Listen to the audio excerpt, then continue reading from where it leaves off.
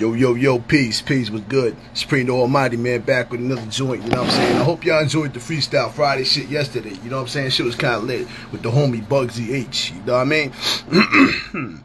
Tonight, we got the legend, ID, Creative Juices Music, Shanty, Gallos. I'm hoping I'm saying it right, but yeah. Alucard, that whole movement is crazy. I got him on the show tonight, so it's gonna be good, you know what I mean? 7 o'clock. Just waiting for everybody to hop up in here and shit. Let's see.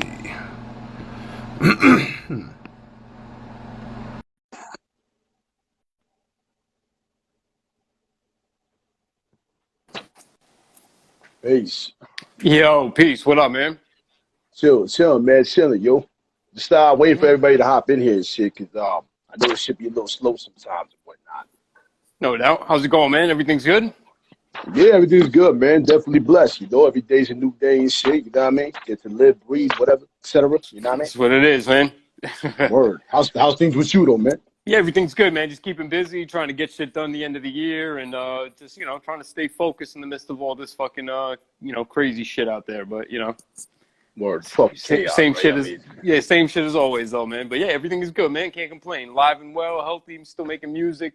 Feeling creative. That's it. Another year. Word, man. This COVID kind of changed the game for a lot of people. You know what I'm saying? Because at the end of the day, it's like, many people like to perform and shit, but you can't do that now. In certain places, you can't do certain things, so we kind of shut down a lot of the dope part of the hip hop scene and shit. You know what I'm saying? Like besides the music and shit.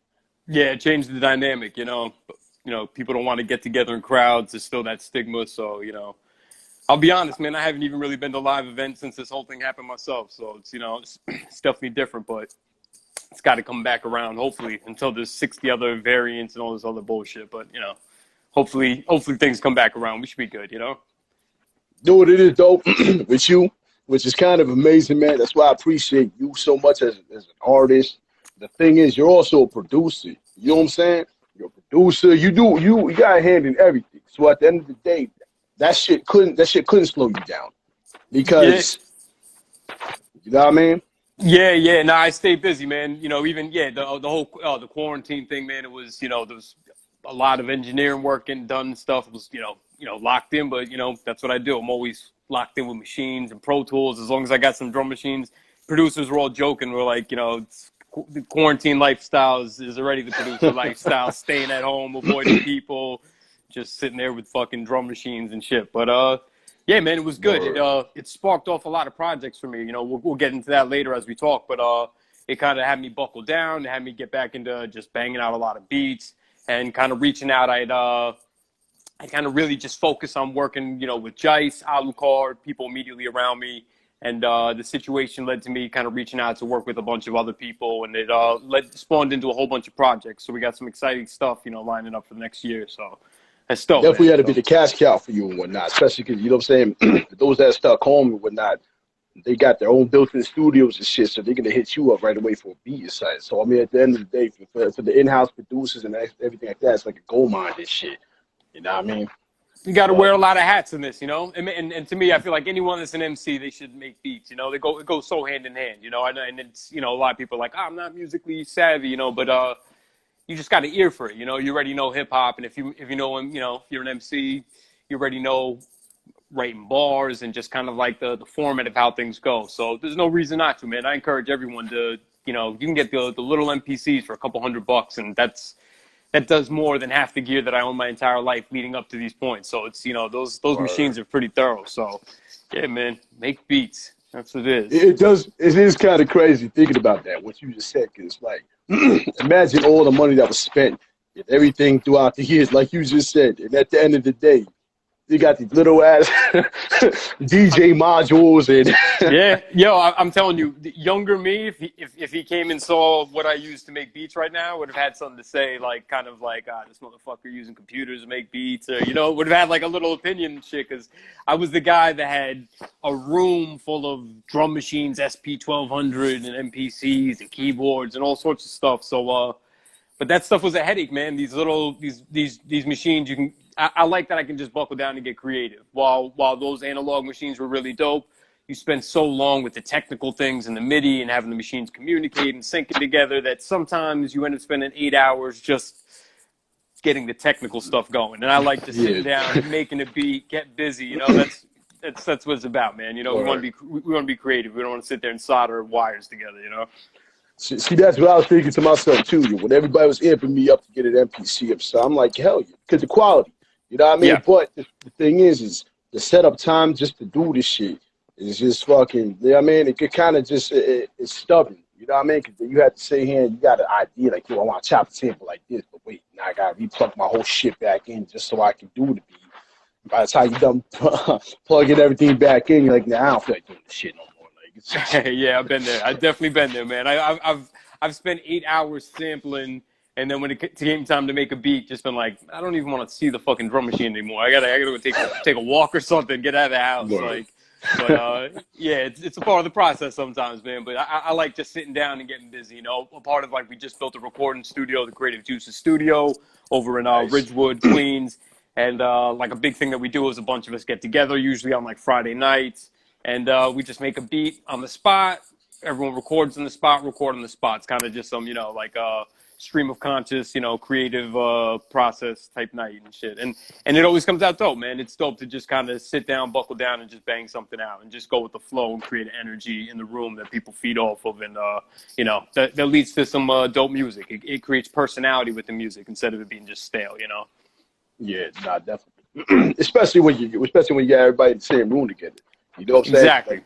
Like, that was the whole. I think that was the only real major downside to the COVID as far as the hip hop goes. Besides losing all the legends we lost, rest in peace. You know what I mean? You know what I mean? A lot of them didn't die from that, but still, at the end of the day, though, I feel like that slowed down the process as far as everybody meeting up together. You also all do the studio time together, etc. Because you can't, because you know what I mean. Everybody quarantined and shit. So I mean, It's true. It's I true. mean, my bad. Go ahead. No. It's true. It did slow momentum down as far as that kind of stuff, as far as being in the studio with people. But you know, shit is it slowed down a lot of things in everyone's lives. So you know, we all had to kind of take it for what it was and make the best of it. And you know, we're back in the studio now, so everything's cool, man. Like things are going good. We took the time. We actually built the studio. You know, me, Alucard's father, who's a contractor. Every Sunday we spend our weekends just kind of swinging hammers and putting you know, foam in insulation and all that stuff, and we built a studio, and now we got a good spot to work at it. So that's great, man. Like even though we couldn't get in the lab and work with people, we actually built a studio, so it was dope because when things kind of changed up and we could get back in the studio, we had a whole new situation to work at it. So yeah, man, it's been a blessing. Also a whole new perspective. Because at the end of the day, you're in a whole new. It's like every time you walk through that door of the studio, it's like a whole other world and shit. Now it's like you can just shut everything the fuck off and just do your thing. You don't be creative and shit. So 1,000%. You're focused. You're locked in. Yeah. No, it's a different. Exactly. It's, you know, I don't even have equipment in my apartment where I live right now, which I don't. You know, I'd like to have a drum machine here, but I kind of wanted to have a separation for the first time in my life. I never stopped. You know, if I woke up at 2 a.m. to go get a sip of, you know, to get some water or something, I saw the drum machine on. Shit, man, I might be up for 2 days straight after that and just start, you know, like it just never ended. You know, I never had like the separation. So now I kind of try to keep it at the studio and, you know, but yeah, I got to get a drum machine back at the crib, but you know. Nah, I agree with you though. I agree with you because at the end of the day, it's like you got your family sitting there, and it's like, you know what I mean? Like it's a curse. It's a gift and a curse. It's because hip hop is such a huge influence. It's an addiction. You know what I'm saying? It's an addiction for a lot of us, and you know what I mean. The catch-22 of it is every time you walk by that beat machine, even when you want to do something with your family, so it's like you got that little itch and shit. You know what I'm saying? It's like you're like, yo, that sample I just heard off that movie I just watched with the family. I want to go fucking chop that shit real quick. You know what I mean? Creativity comes at all times. Like, you know, you can't turn it off. Word, exactly, yo. Everything I do is hip hop. I walk out the fucking house, there's hip hop. There's this, there's that. You know what I'm saying? And plus, we live in New York, so it's like we got everything. Like everything around us is hip hop. So it's like it's an amazing feeling. You know what I'm saying? Yeah. There's nothing but inspiration everywhere you go. You know, you're in the you're just in the cusp of it, man. It's you know, you walk out of the crib, you hear a sound, or a certain thing happens. There's just nothing but inspiration when you live in these cities. Which is Exactly. it's an amazing thing. We feed off of that. Yeah, because I interviewed a lot of people, snow goons and stuff, and they're in different countries. And you know what I'm Yep. saying? A lot of them say the same thing. They're like, yo, we're jealous of New York. Not the no, no they snow goons didn't say that, but I'm saying in general, like you can kind of feel it's like everybody wants to be in New York. New York is the birthplace. It's the Messiah. It's the whatever. So at the end of the day, you know what I mean? We got all these things to utilize out here. You know what I mean? Especially for creativity. And then Yeah. meanwhile, you got the whole international waters that are on a whole nother tip on top of that. So it's like everywhere you go, there's fucking hip hop. But yo, we do it better than most. Not to brag or nothing, but at the end of the day, look at how many MCs we bred, how many producers, how many, you know what I mean? And we still staying to what we got. So, but at the end of the day, though, hip hop is everywhere, man. Like, Yeah, it's everywhere. New York's got an energy though. New York is New York. So it always comes with its own personality and its own energy. And New York people don't realize how small. I mean, a lot of people do. How small New York. Like the five boroughs, and even extended out to Jersey and the whole area. How small that really is. It's just 15, 20 miles, give or take, of space. So within that, all these artists, it's just so compact and so filled. So you can't miss it. You can't be here and avoid it. So I think that's when people come out here, they're just overwhelmed. Like, oh man, you go out here and there's graffiti, and then you go here and it's hip hop. It's just it's an embedded part of the life. So it's a part of the lifestyle. Not that you take that for granted, but it's just, I think a lot of people, they appreciate that when they come from other places. But, I get that feeling too, man. When I went to Europe, I got a feeling like that also. So it's, hip hop has its own energy in a lot of different places, man. So that's the beautiful thing about it. It is a worldwide thing. It is a way to connect people and to be on the same page when, we're all divided by so much bullshit in this, day and age. word. I mean, yo, shout out to the Snow Goose too, but on some real shit. Shout out to the Snow Goons. Word. The way they produce it, the shit they got going on out there, it makes you like kind of want to go there. You know what I'm saying? Like, especially because grass is green on the other side sometimes and shit like that. But like the way they're doing hip hop, and it seems like internationals seem to love our music more than our own home base. You know what I'm saying? In a lot of cases, so Show a lot of love out there. Yeah. Like I love it. I would love to just meet up with the Snow Goons out there and to see how it is out in Germany. You know what I'm saying? To see how it is in general, or any spot. You know what I mean? Because this shit is awesome. Yeah, You went there, right? Yeah, I got the opportunity to go out to Cologne, Germany, just with the homie Respect the God from Perverted Monks. He brought me on my first little European tour. We went to like Germany, France, Belgium, just a little pocket of like 4 or 5 countries. And we did go to Germany. We went to Cologne, Germany on Halloween night, and rocked an event that Just Blaze was DJing. So it was wild. It was definitely wild, man. And it's crazy just to see how hip hop takes forms in other countries, and just, how people are about it, particularly in France too. France had a big impact. It was just like, dudes are hip hop heads, and they told me out there that France is one of the few places that French hip hop sells more in France than like American hip hop. Like other places, American hip hop will sell more than even the local hip hop. But in France, the scene is so big. The French hip hop is like the most popular thing, from what I was told at least. And they got MCs, man, graffiti writers. They live it too. It's dope, man. It's crazy when you travel around, and there is another vibe, man. Like they appreciate it, and I guess because they don't get to interact with you as much, or you don't go to Europe as often, that people come out, they show love. People told me, they were like, yo, don't. I went out with like sweatpants and a hoodie and 2 pairs of sneakers and underwear and toothbrush, and I just filled my my backpack and luggage with CDs. Everyone's like, bring merchandise, and it was true, man. Everything it sold quick. I came back with, I ended up buying mad vinyl when I was out there, because I can't help but collect records and shit. So I ended up going international digging. So I did bring shit back, but other than that, I didn't bring back any of the stuff I brought out there. So it's dope, man. There's a lot of excitement in Europe. Yeah. I love going out there. I got to go out twice. Yeah, man, I hope to get out there again. It's dope, man. Shout out to all my people out in Europe, Germany, France, Scotland, all over, man. Word up. Shout out to Snow Goons. Generation was in the chat. Snow Goons. I don't know. Legal, Sick Nature. Those are some good dudes, man. Like they yeah. I've worked with them a couple of times. I'm on I think two Snow Goon projects. I did some shit like a verse for, you know. You and Yeah. UG, fucking, Alucard was on that joint. I don't remember the name of this shit, but that shit's fire. I love that shit. My brother AUT actually put me onto that shit. I Yeah, can't believe. War Gods, I think. Yeah. That shit was Jice fucking crack. freestyle. Word. That Yeah, shit was man. crack, man. Yeah, shout out to Snow Goons, man.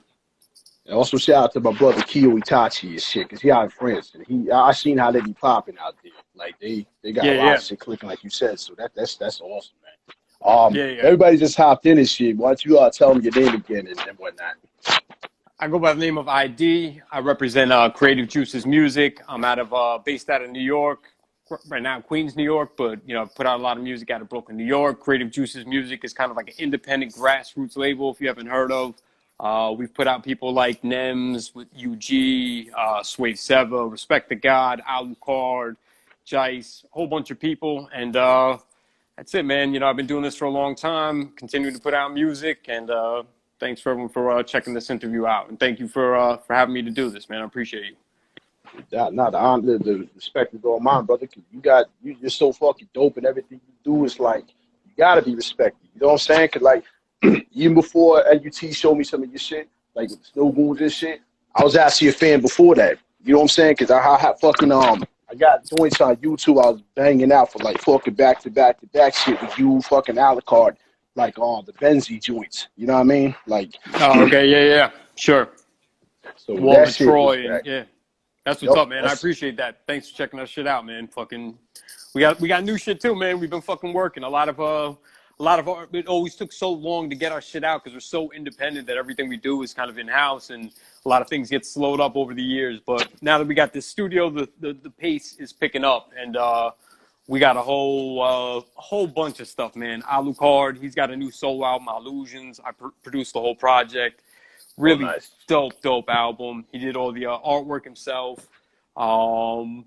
We've got a project that me, Alucard, and Jice, essentially, like I said, we were getting together and do the recording, just kind of on the spot, record and make a beat, and you know, right on the spot, work on joints. We had a whole project from that came out crazy. That's almost done.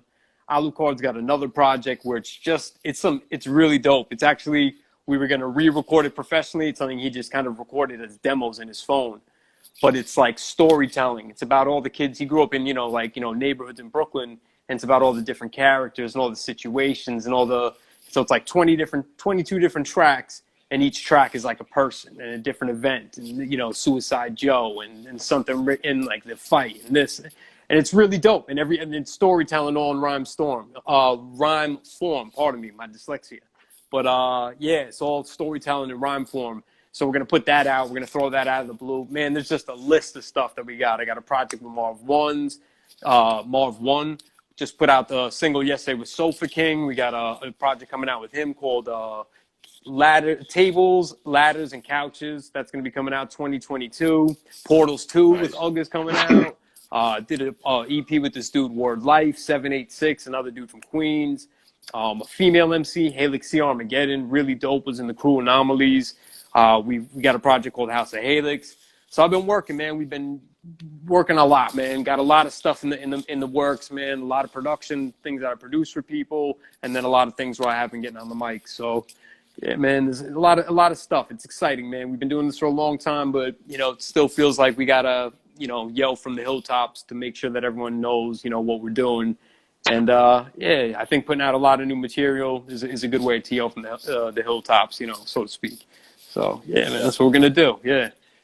Yeah, you got your hand in everything, man. Like when I found out you producing and you were rapping, et cetera, yo, I was like, yo, this nigga sound like RZA. You know what I'm saying? Like you got your hand in everything. Plus, Yeah. you helping everybody besides yourself. So it's like that's fucking awesome. Like at the end of the day, because we all need guidance. We all need teams. You know what I mean? We all need that type of shit. And the fact that you and Alucard are still smashing mics years later, still doing your thing and going strong, man. That shit is Yeah. fucking dope.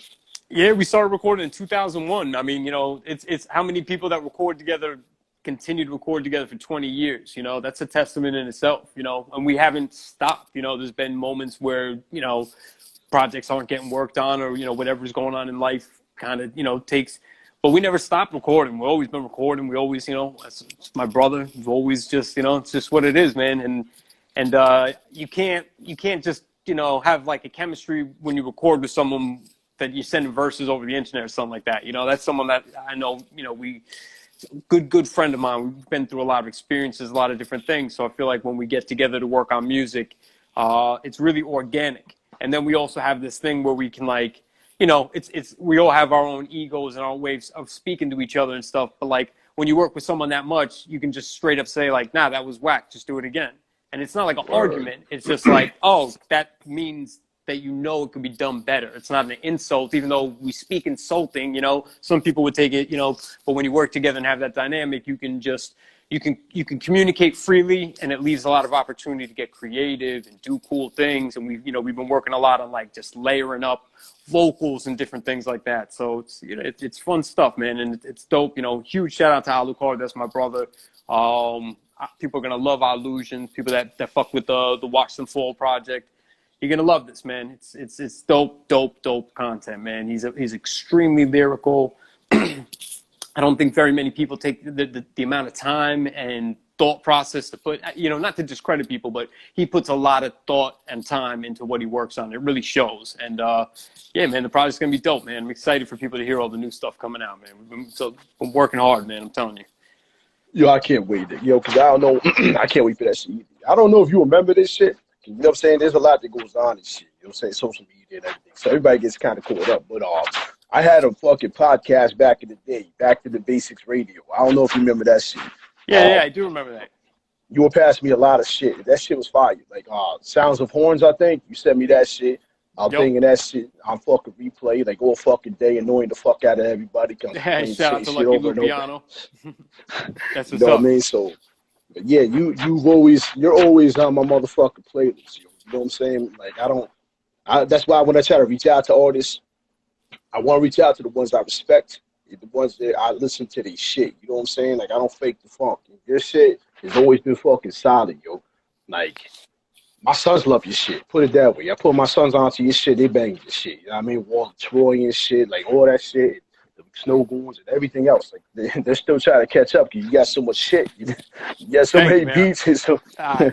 Shit. More to come, man. More to come. I'm gonna have to, Word. Yeah, that's what's up, man. I really appreciate that. That means a lot to me, man. That's what's up, yo. That's dope. That's why we do this shit. Yeah, we're gonna have fun tonight, but I got some tricks for you up my sleeve and shit. I want to hear, you know what I mean? Because I like to fuck around. I like to kind of be random as fuck. You know what I'm saying? So we're gonna see what happens though. I did have a main question to ask you, and I don't know if anybody's asked this shit before, but I have a habit of digging. So where did you get the name Shanty Gallos? Yeah, no one really has asked that. Yeah, so the whole, and I appreciate you asking that. The whole reason for like a new alias and kind of like a change is the name ID is a hard. People constantly tell me, I can't find it in search engines. It gets lost. And I was also at a point where it's like a new time of new music. I kind of started off going by ID, the Shanty one. So I kind of, for that, brought it back to the Shanty. That's just like my father's from Ireland, Shanty Irish, Shanty lifestyle. It's just, that's kind of, when I drink, my homies kind of call me the Shanty one. So it's kind of a part of who I am. And my last name is Gallagly. And so Gallos is kind of a twist on the last name Gallagly with the name Gallows. It's a combination of a lot of things. And it kind of just sounded bugged out to me. And pretty much if you put Shanty Gallows into a search engine, the only thing coming up is anything related to me. And that's the main purpose. It's some kind of remarketing, man. I want people to be able to find my shit. And if someone's looking for what they're, if they're trying to find my newest material, that they simply put that in and everything under that umbrella comes up. I want to make it a little easier because I've done so many projects with so many different people, and some people don't even know that I produced UG Portals. Some people don't even know I'm a part of that. So there's a lot of things I have my hands in that people don't know, and I just want to kind of moving forward. I want to have like a stamp on everything, so people are like, "Oh shit, it's this dude." Okay, Dan, and just keep hitting them. Putting out singles, EPs, all sorts of shit, man. Next year, we're gonna be putting out shit on a regular basis, monthly. But I appreciate you asking that because yeah, it's a new thing and it was random, And I know a lot of people be like, "What the fuck, Shanty Gallos?" That's like, I'm gonna call you Shanty Gallos. I'm like, nah, you can call me IG still. Word, yo. Word, Halix is word. like, so yo, I gotta call you Shanty. Like people are like, Mr. Gallos. I'm like, I know it's kind of it's bugged out, but it's really kind of like it's a way to be able to. Yeah, that's pretty much it. That's crazy. Find the Yeah. music, kind of rebrand, kind of move forward with the whole new steez. That's fucking genius, actually. I didn't see when you said that. I didn't think about that from that perception because when you did say that, I would type in your name, ID and shit, and it would always come up fucking license, or you know what I'm saying? Hard Like just drives, you know what I yeah, mean? And I'm a just like, come million on, things. man. Yeah, now So people would always complain, yo, I can't find you, or even in YouTube, I write ID, and it's like if you wrote ID Creative Juices, you might have better luck, but yeah, if you search yeah, ID, yeah, a billion things come up, but if you search Shanty Gallows, it's just going to be that, and that's kind of what the thought process was behind that. So yeah, just gonna nice. put and also that it's kind of a new chapter. I moved out to Queens. I'm kind of doing we built a studio, working with new artists. It's kind of also like a new chapter, new name, new steez, new way to find shit, get a little slicker with it. We always worked harder than smart, and try to make it so that people could find the music if they're looking for it, not to keep saying the same shit over. But yeah, it's pretty basic, man. I just, and to change it up, man, keep it funky too. Nah, I appreciate that. You know what I'm saying? That's it. When I heard it, I was like, yo. At first, it was kind of like, what's a shanty gallo? You know what I'm saying? It's like, but then it was like, but you know what? The more times you say it, and shit, it's like, yo, actually, that does kind of have a nice little ring to it. Like, it does have a dope kind of feel to it when you hear that shit. Like, so that's why I figured I'd ask because you know what I'm saying. Sometimes, sometimes things are kind of obvious, but then it's like at other times it's like, but wait, gallows. I'm thinking cats getting hung. You know what I mean? Like that whole shit. And Yeah. Shanty, I don't know what the fuck that is until you just said that. So it was like, put the two together. It's like, all right, cool, yo, that shit is dope, man. So it's like, you know what I mean? That shit's dope. Word What was I up. gonna say though? Have you ever what's your thoughts on like? Cause you're producing shit too. So what's your thoughts on like? You do a project for an artist and they don't put your name in the production value, like in the credits. Like you get tight sometimes. You just like, you know what? It is what it is. Like I let it rock. You know what I'm saying? No, I get tight. Nah, for sure. That's bullshit, because I'm an MC and I'm a producer, and I see it's very much an equal give take situation. The MC doesn't have the canvas to paint on without the beat. So Word. there's that's where the inspiration could come from. Like, for me, I hear the beat and that's when my mind starts thinking of a million different things. So it's like I'm not just sitting there with no beat, like coming up with a bunch of random shit. I hear something and then I'm going in. So yeah, I think it's really important that production's there. I think it's even really important that engineering gets credit also, because I could play you songs the way they sounded recorded versus the way they end up coming out, and you'd be like, nah, no way.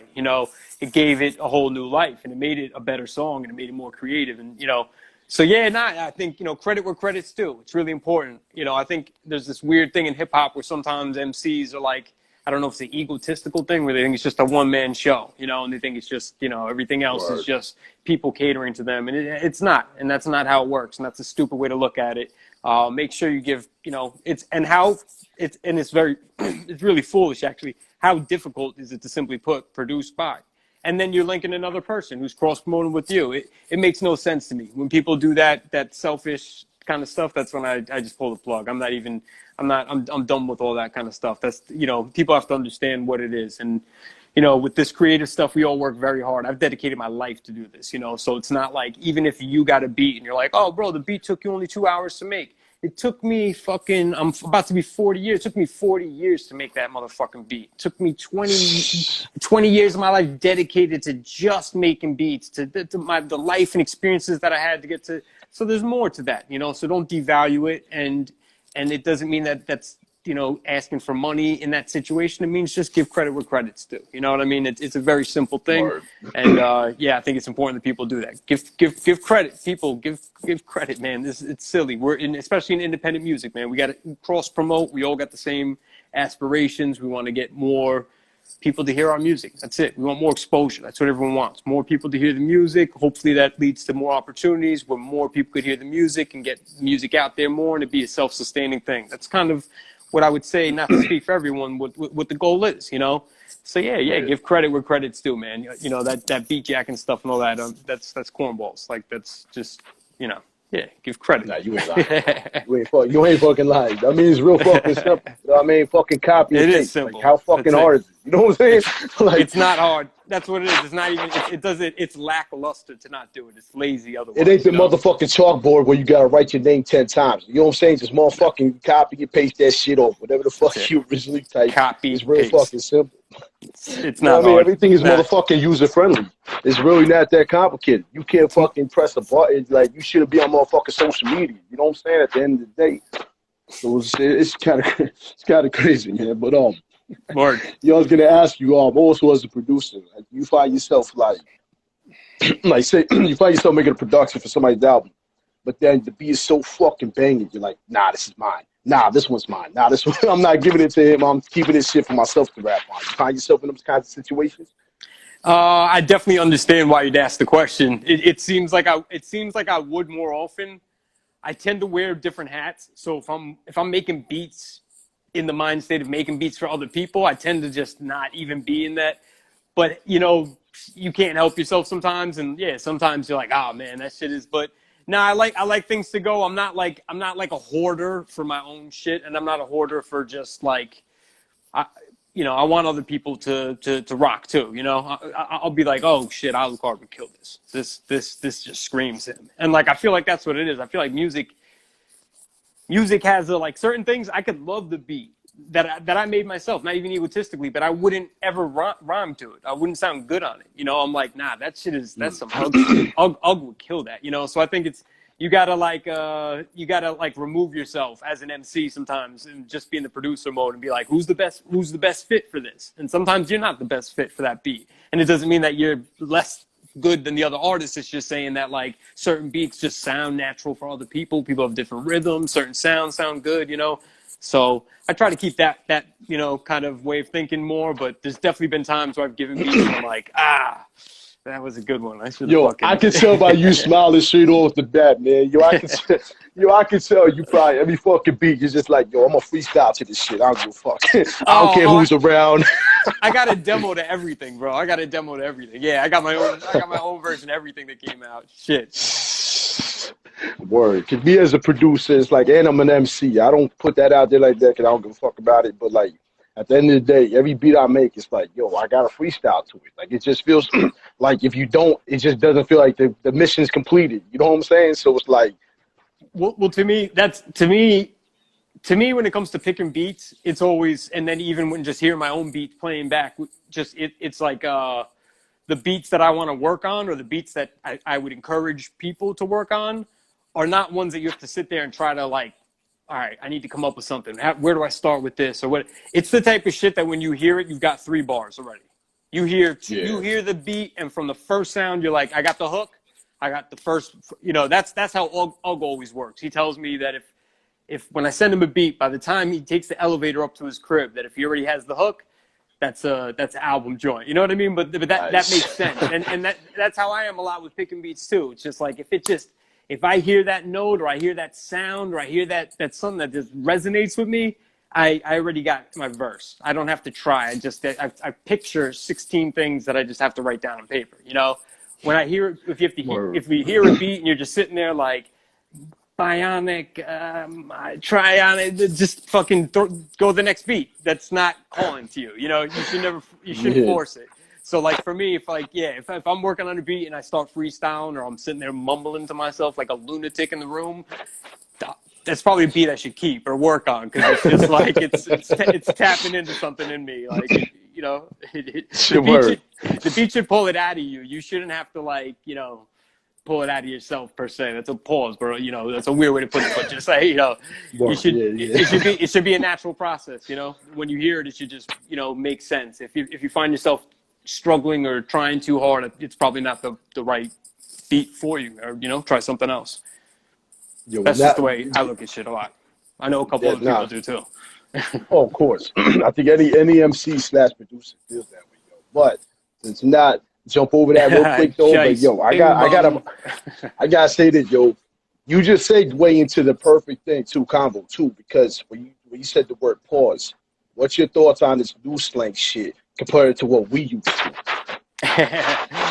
I don't know, man. I feel like I'm just becoming gradually like the grumpier old man, like who's just not in touch with like the younger generations and the music and the way they talk and the style. So I feel like I'm just kind of cliche in that sense. I feel like that's just like that's like one of those coming to time things where you just I don't know. I'm out of touch with that, so I don't keep up with all that way of speaking and that way of communicating and acting and stuff. I don't know, man.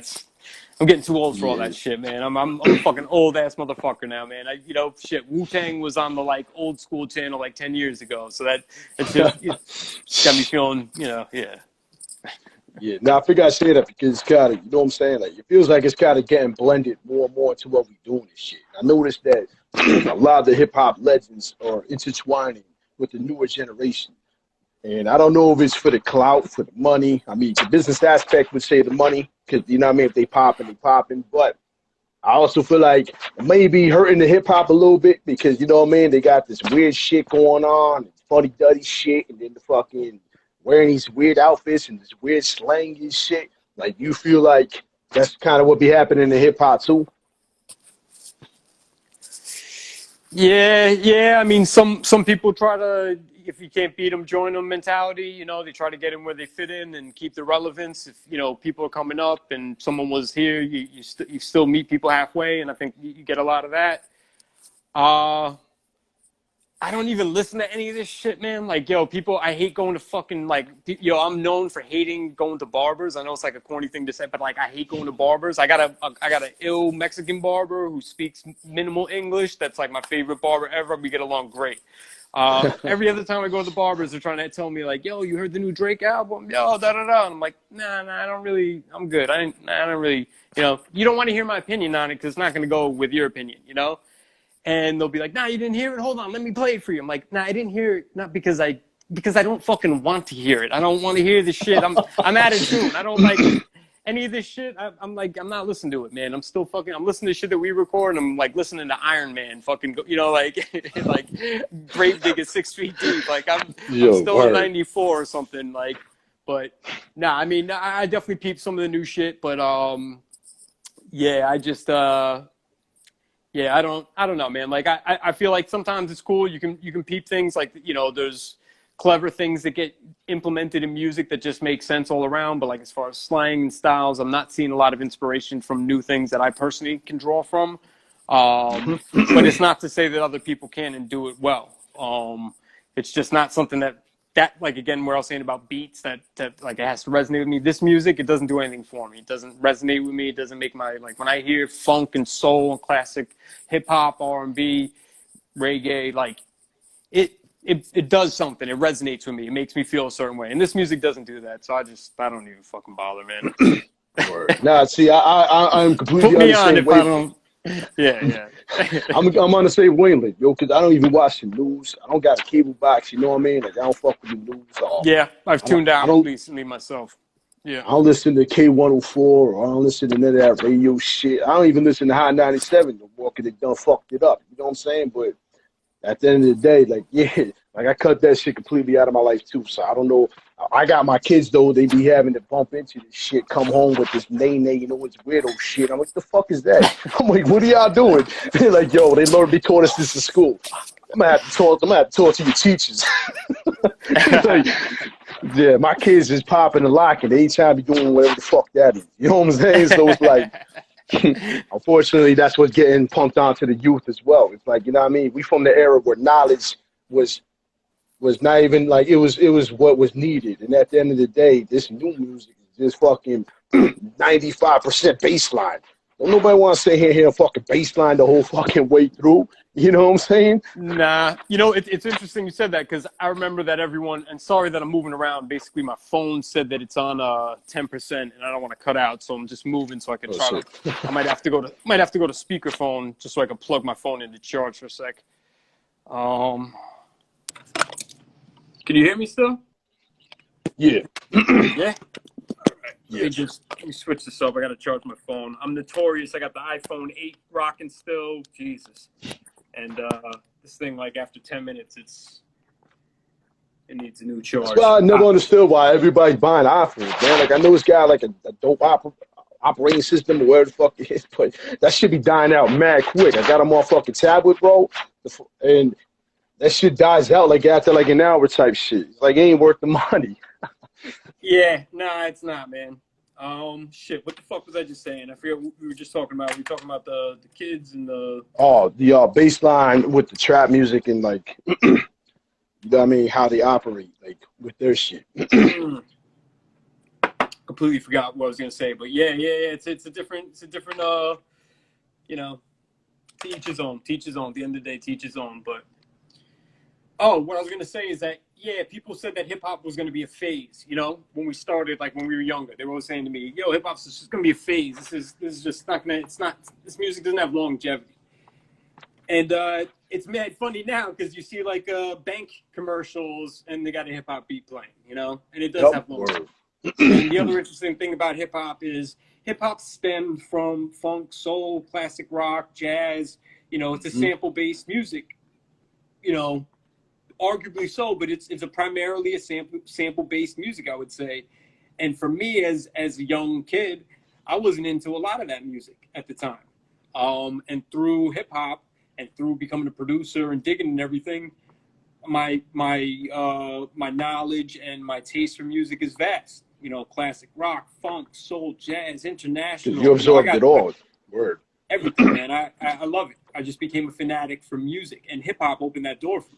So it's like, you know, it's twofold. It's not only is hip hop timeless and not a phase and a fad, but it's also it's a doorway to other music because it's in some ways music that's collage work that takes elements from other things, takes famous loops, and you go and find that out, and then you're like, your mind is blown. You know, it wasn't until I worked as a bar back and would hear like all the famous RZA loops and be like, oh shit, what the fuck? I thought this guy was playing these on a keyboard, or like, you know, like blew my mind. Like, oh shit, that's fucking Al Green. Like, it's just that he added a snare to that, but you know, but the genius was that he saw it and he found it and realized that worked, you know, and yeah. So I feel like in that regard, compared to this bass-driven, highly repetitive. That this music that we grew up on and that we hold a lot of pride to, it has a lot of soul, and it's good for you. And it has heart. And it does have something. It does have something that connects with it. And I don't know if all the modern music has that. That's just my opinion. People could definitely argue that it does, and people could go out to events and be like, "Why I hear that bass-driven music and I zone out," and that, you know. Yo, like I said, to each his own, man. If music moves you, it moves you. But that music doesn't move me, you know. I hear Aretha Franklin talk about love. I get goosebumps, a physical reaction. You know what I mean? And like, that's really powerful. You know, someone who spoke about a feeling and conveyed that through music that then I was able to feel or I was able to relate to in a way that it gave me a physical reaction. That's very powerful. You know what I mean? That transcends just, you know, a snare and a drum. So yeah, I don't know why I got really voting for fucking ID for president on that one, but fucking nah, man. I think that I just feel like music, hip hop was growing up in the '90s and growing up with hip hop was a beautiful thing, and I feel very blessed. And I know a lot of us do feel that way. It was just like a great time for the music. It was very raw. It was very authentic. There was just so much going on. Everything was underground. Everything was, you know, hip hop was the last rack in the back, you know, and yeah, man, it was a great thing, man. I'm happy that we got to experience that and kind of grow up pre-internet and all this stuff, you know, because all this stuff has a lot of perks, but it's all real toxic, you know. And yeah, unfortunately, yeah. I mean, yeah, because all kind of music has that background to it, where it's like, you know what I mean? You had the worst day in your fucking life. You put on some DMX or some shit, and you live as fuck all of a sudden. Like, this shit just pump more fucking blood into your heart. So it's like, you know what I'm saying? Like, this shit is... change your mood, put some you know what I mean? Like, on, all of a sudden, you're ready to run through a brick wall. You're ready to smash somebody's head in type shit, you know what I mean? Yeah. It's like, so it's like, yeah, that's the kind of music I'm into. Yo, Yeah. peace to Nick Wiz and shit, yo. And everybody that's Yo, in there, peace, yo, Nick yeah. Wiz. Salute, man. Congratulations on the new release, man. Word, yo, he a fucking legend too, man. Y'all be having some shit that just be fucking just making my day. You know what I'm saying? Yeah, nah, Nick Wiz is that dude, man. Salute to Nick Wiz, man. 100%, man. Official. Word, man, word. You know what I'm saying? Yo, so I'm gonna try something different and shit, 'cause I'm trying out new shit all the time and shit. What I wanted to do is I'm gonna play some shit. You know what I mean? We'll put a little video on this shit. And I want you to kind of like break down to me some details about it. Like, you know what I mean? I got some of your shit up. Hopefully YouTube don't fuck my shit up, you know what I mean? 'Cause you trying to ban niggas and shit and all this weirdo shit. So fucking, but yeah, like, yo, You the getting Benzie shadow shit, banned? what happened, yo? I said, you getting shadow banned? You know what I'm saying? They be trying to play me. It's like, yo, first off, the music I'm Yeah. playing is the people I'm interviewing. So don't be trying to motherfucker play me. Yo, get out of here. Damn But yeah, 7806. 1,000%, man. I was Thursday nights, I'd be up, till, well, I don't know, 3, 4 in the morning. I don't even know how late, man. Going to school, bags under my eyes, tapes. It's true, man. It was in the air, man. Just yeah, always man. something So on back then. we got motherfucking Wall of Troy. This is Yeah. your joint with a la carte. You know what I mean? I'm gonna play the video while we chat. But yeah, so what was your thoughts when y'all made this? Like what was your approach to Do you want to know the truth? it? The truth is, me and Alucard hadn't done a video up to this point. This is already, I think, around like 2010. And Kenneth Schumacher, aka Time Bomb Pics, was gonna come by and take some photos for a I don't know for what reason. He was gonna take some photos of us, some press shots or something like that we needed. And he came and he had the camera, and we were just like, yo, you know what? Just film us doing some verses. So we just did a couple verses up on the roof. That's some roof shots. I lived in Bay Ridge. The obelisk is actually down the street. That is a real obelisk in the video. And we just went to That's those crazy. locations, and yeah, we spit. And and homie was just nasty with it. And he basically made the sky blue screen and green screen, whatever it is, and he put this together and montaged all the clips and stuff like that. So it was really, really spur of the moment. I think we ran, grabbed our polo vests real quick, like it was, yeah, it was just kind of the spur of the moment thing, man. And it's crazy we haven't done more of them, man. What we really came short with doing music videos. We're always trying to do some epic music video, and we have a couple that came out pretty dope in my opinion, but we're always trying to do some cinematographic, some movie shit, and we should just really do more stuff like this. Just do more videos because I think people want to see more shit. Or let me know. I don't know. Do people want to see more shit? Shit. Yo, I'm saying like I want to see more shit. I don't know about anybody else, yo, but on some real shit, this What? video, son, like you know what I mean? Like Right. I wanna play it so bad, but I don't want them to ban me and shit. You know what I mean? But the fucking beat, the way y'all flowed on it was fucking so precise. You know what I mean? Yo, It was just yo, my bad. Jace just chimed in. So Jace was there when this happened. Comedy.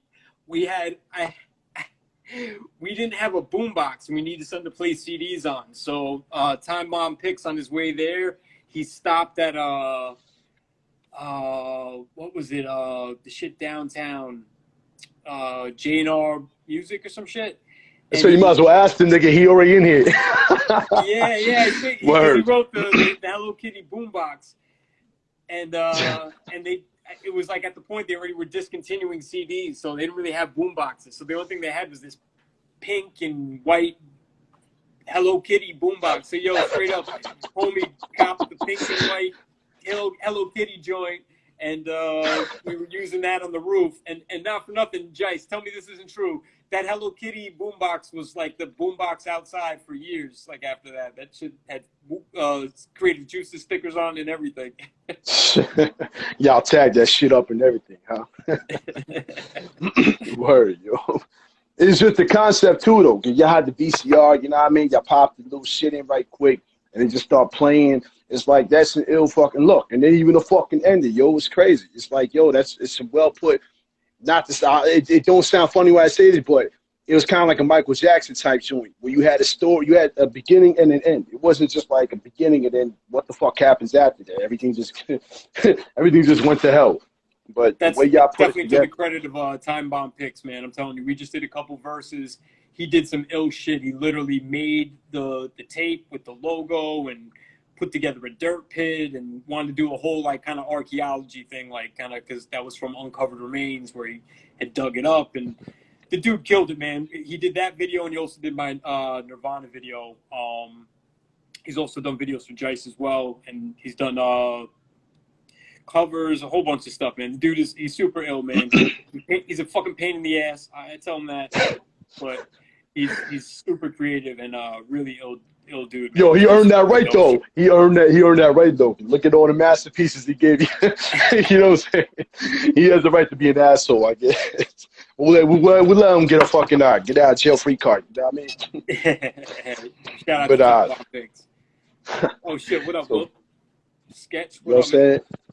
Peace to everybody up in here. Shit, I can't really see who's in here. This shit be flying so fucking quick sometimes, and it's hard to keep up with everybody. So my apologies for whoever like asks questions and shit like that. I am a one-man team, so I wish I had somebody to co-host so I could type back and shit sometimes. But it is what it is. You know what I mean? So love. What are I gonna say next? I was trying to get to this other video. I'm afraid to click on YouTube sometimes. 'Cause when I click on this shit, it pulls up some fucking bullshit, and I'm like, I ain't fucking click that shit. You know what I'm saying? But I wanted to ask you about We Are the Ones, or We the Ones. My bad, you. And DJ like, Tech whoa, 1-2. What up, yo? that shit was fire. Like, I think that's actually one of the first joints I actually may have heard. Like, and then I went to the Benzie and I started dipping around. And, you know what I'm saying? But this shit really hit, like the beat. Like, and everything's just well connected. And it's like the beat complimenting y'all. Like, what was your thoughts on We the Ones? We the Ones, man. So there was a period of time, man, without going into too much detail, where we were just kind of robbing people's beats. Like, not robbing from the producers, going back to the credit thing. We were robbing them from other MCs. We would give the producer credit. But, yeah, sometimes, like, MCs would hit us up to get on beats, and they would send us a really dope beat. So I guess it was more common to beat other people's beats than my own beat and not want to give it up. Someone would send us a beat and be like, get on this joint, and we would just turn that into a song. And Word.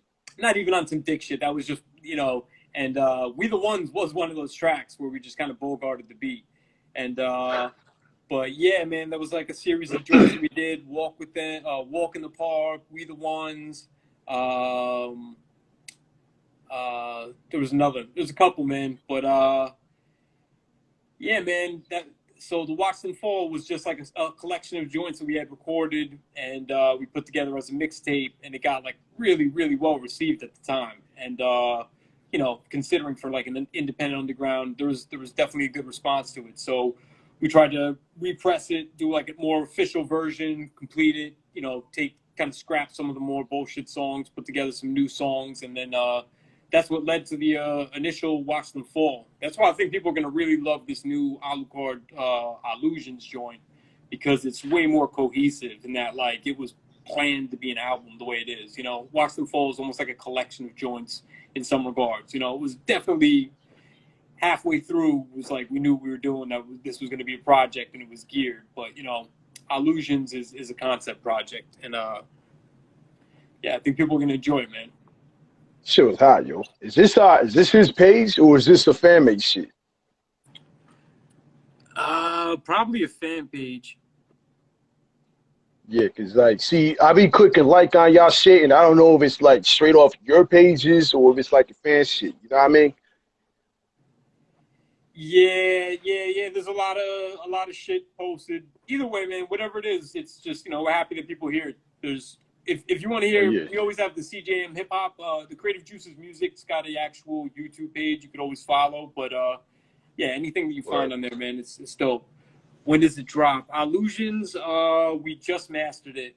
So we don't have like a set date, but I would say within the first couple months, we're already kind of like shifting gears to get things produced, things into production.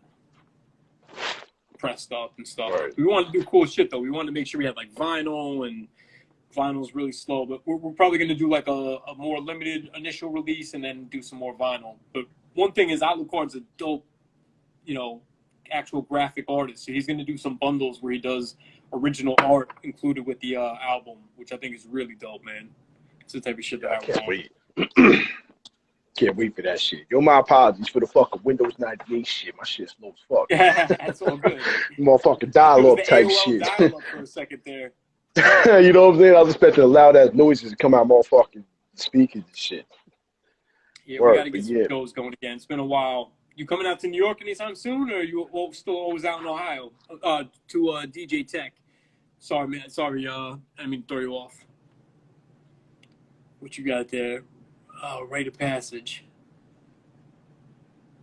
Yeah, the fucking Snow Goons joint with huge ice. You know what I mean? Alucard and shit. UG. This shit fucking hit too. Oh, wow, DJ Kaik. Yo, huge shout out to DJ Kaik. This is my homie right here from Brazil, man, from Sao Paulo, Brazil. DJ Kaik was one of the first people that me and Alucard were working with. What up, homie? And Nice. all the way back to, man, Kaik, what was it, like 2001 we started working with together. And man, we used to work, we had tons and tons of tracks back and forth. We continued over the years to always stayed in touch, always work on music.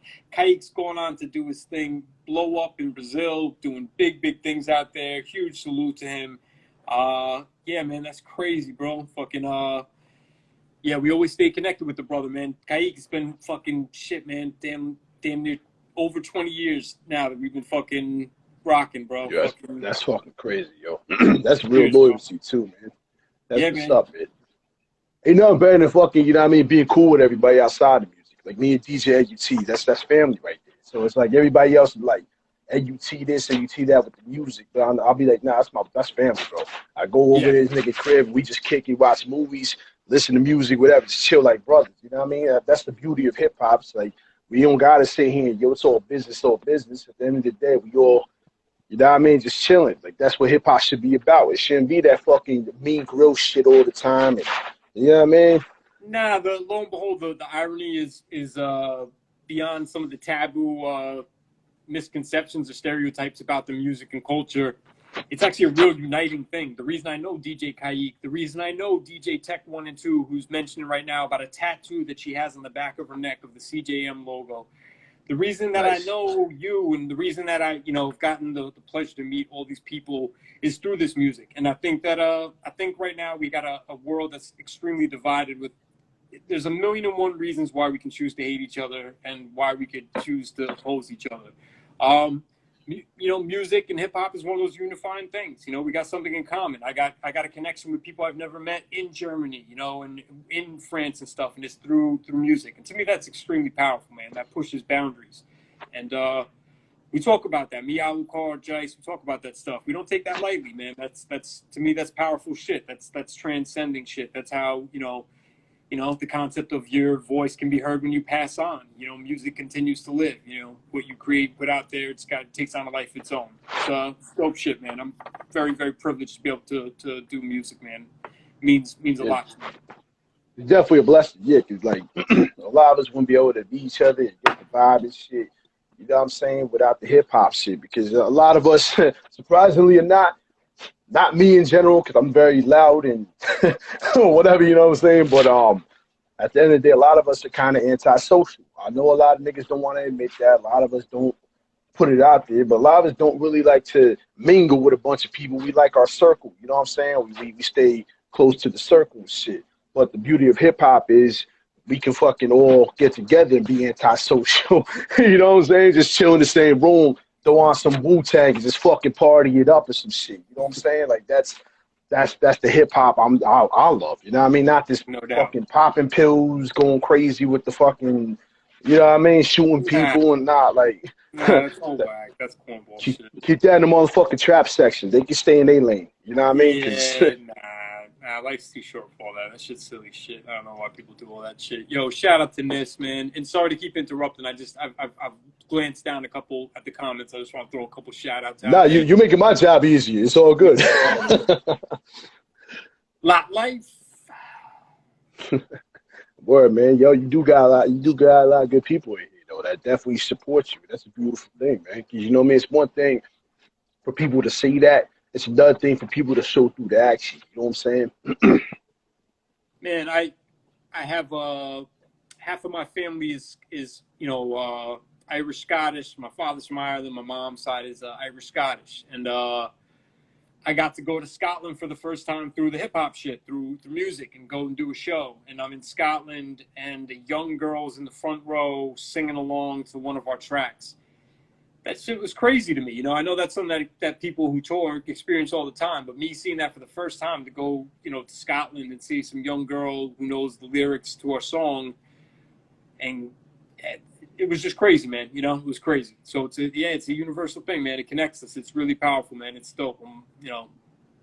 I love this shit. When people out of the blue send me a little note or something saying that, they listen to this song before going to work to get hyped up, like what we were saying about Anti Up and all that shit, like, Yeah, yeah. that's what it's about, man. That's amazing. It's like, shit, man. When I recorded this, it's not that I did that with the intention to have an impact on your life in a moment, but to have that effect and to have it play a role in someone's, that's like incredible, man. That's just, it's amazing, bro. So Yeah, shout out to people exactly. I listening to mean, our music. word, man. I mean, and then you got mad connection. You got mad love from the hip hop community. So at the end of the day, it's like it's a beautiful thing. You know what I mean? Like I know I definitely appreciate it. Your music gets me through my motherfucking day. You know what I'm saying? I can be stressed the fuck out. I throw on one of your joints and shit.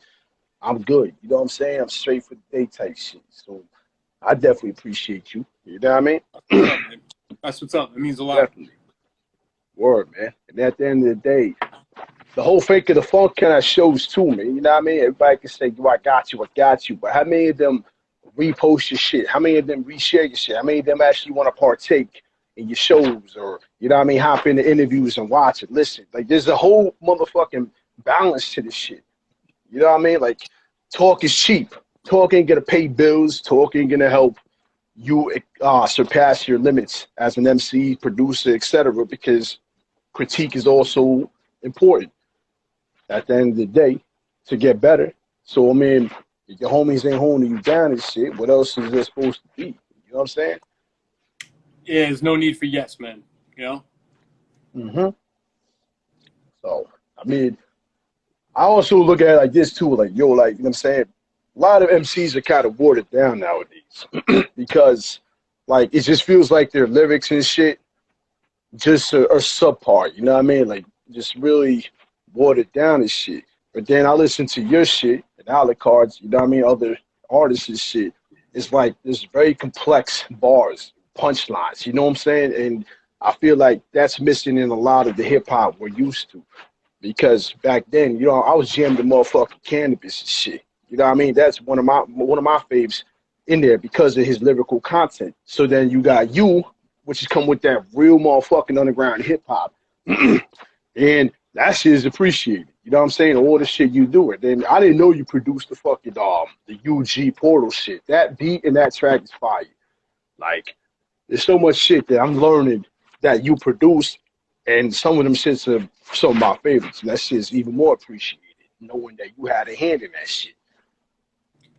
Yeah, thanks, man. Like I said, I'm trying to connect some of the dots because I've worked on a lot of projects. A lot of people don't even know some of the things that I've been behind the scenes on and did production for and engineering for and things like that.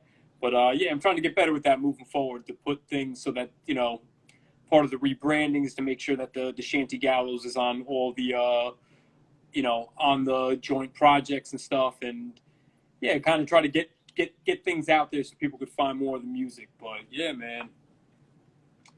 A lot of shit coming, man. It's gonna be dope. 2022 is gonna be good, bro. I'm telling you. I'm saying that at the end of this, when you done, which I'm pretty sure it's gonna be when you're like 200 plus. But you know what I'm saying?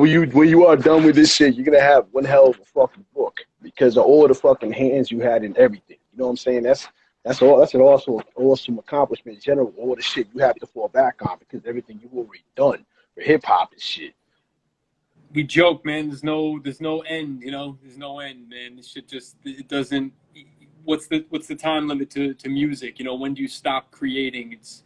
to me, I've tried to quit hip hop, man. To be honest, tried to quit making music. It's happened a couple points in my life where things hit the fan. I was like I don't even have a say in the matter. To be honest, like it's just a part of me. It's something I need to do. It's something that I have to do. It's like a complete passion. And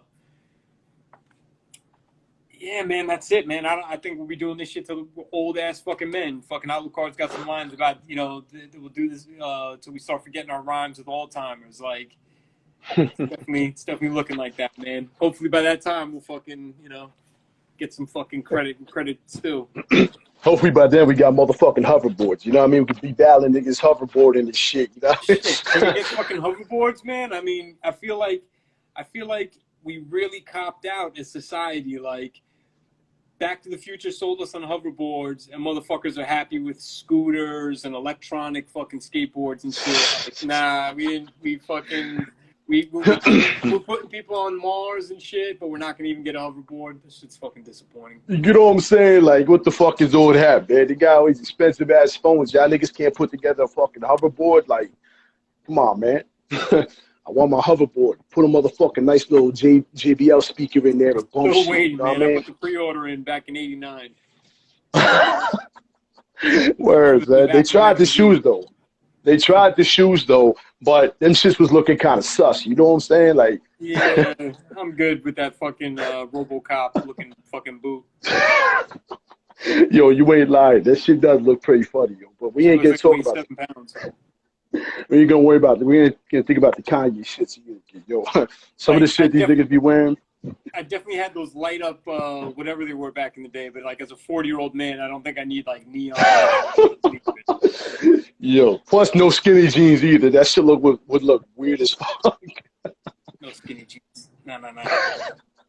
Yeah, we have multiple conversations about that with everybody that's been on the show so far. Everybody should say shit. I ain't wearing no motherfucking skinny jeans. Nah, you know what that dudes. makes me think of? You ever watch Always Sunny in Philadelphia? They had an episode where Danny DeVito came in. He was talking about how the skinny jeans are the new trend, and he was rocking them. When someone's like, kind of got a Oompa Loompa thing going on, or a Humpty Dumpty thing going on. Motherfuckers be looking like fucking Humpty Dumpty. It kills me when it's like some kind of fat, small kid, and he's wearing the skinny jeans. You're like, come on, bro. Like, do you see yourself? You literally look like a fucking Oompa Loompa. Like, just put on a regular pair of jeans. You don't have to look like that. Like, don't. But yeah. Yeah, you know what I mean? I understand trying to fit in and shit, but you doing the utmost. You know what I mean? When you got 3 muffin tops sitting on top of low ass pants and shit. Like, nah, son, calm it down. Straight up and down, yo. And then tucking the pant legs in the big ass fucking floppy ass shoes and shit, looking like scuba gear. And then you can be Indian pants, like, just untucked. You know, that shit is wild, son. But yeah, the game is kind of crazy with that shit. And I ain't fucking with that shit. That was crazy. That scene there, that fucking was just on the screen.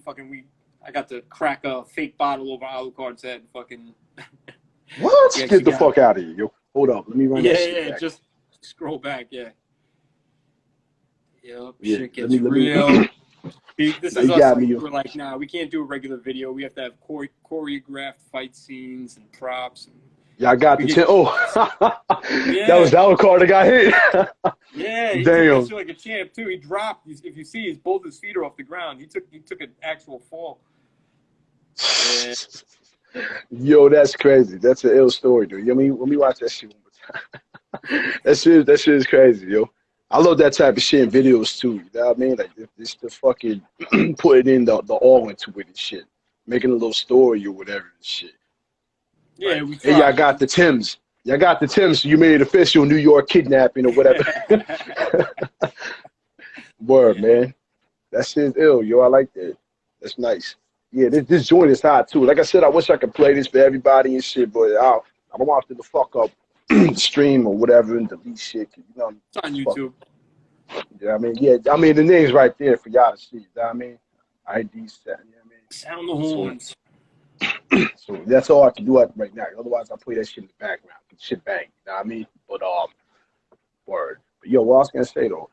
Yo, like, I wanted everybody to appreciate your shit. Like, my shit, like, we talked about this and shit. So I was wondering, yo, you got some bars you can maybe spit or something? So you could give something for them to peep out?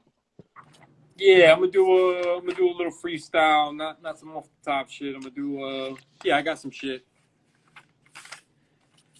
To calibrate self, I agitate verbal combat. My journal on that, on track. You catching contact, it hits like contract. But on a launch pad, so we don't cross paths. But on an off chance, your stances off, get hit like soft pads on MPs. Recognize these MCs, sheesh, been here for centuries. Here for lifetimes, no exit plan, gear for entry. You roll deep, so do 10 sheep. Please don't tempt me. That Sensi they sent me got snatched up. My plan B to roll up on some, but in a Mack truck. I need to stop that, so keep me off that. Body CDs, so we eat. And cipher spirits hover over like a Ouija. 90s New York squeegee. Floorboards where we stash.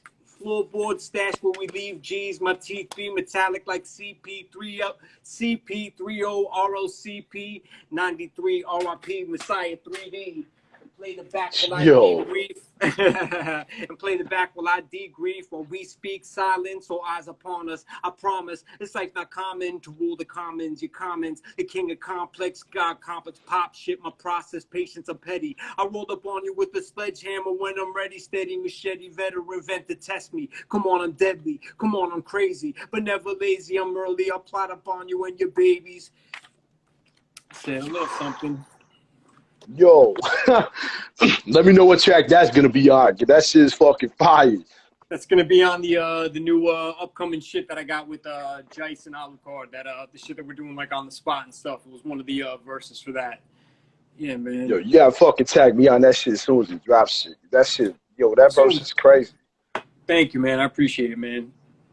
That's what I'm saying. That's why I wanted you to spit out a cappella, because you know what I'm saying? Sometimes people get so in depth with the beat and shit and just kind of just completely lose sight of the lyric system. You know what I mean? Me, I listen to both, so I listen to what you're saying and shit. And the bars right there kind of proved it, man. Your wordplay, your punchlines, everything is well in fucking tact. That's how it's supposed to be. Like that's the hip hop I fucking love. You know what I mean? Not this cat in the hat shit. Like that shit is real fucking bars, man. Like You that's know, why I I feel like know people need. the name Creative Juices. It's it's kind of generic in a sense, but it's a name that we picked that kind of got stuck with us back in the early 2000s, and but we pride ourselves on that, man, and trying to at least be creative, not be linear with it. You know, everyone right now, I love that hip hop has gotten relevancy again. You know, there was a period of time it was looking really bad that mumble rap was going to be the whole future of things, and things switched around a little bit, so it looked like there's a little bit of promise for hip hop right now, but everyone hops on the bandwagon. They see that one sound starts doing really well. The Griselda movement's making a lot of noise, and that shit is dope.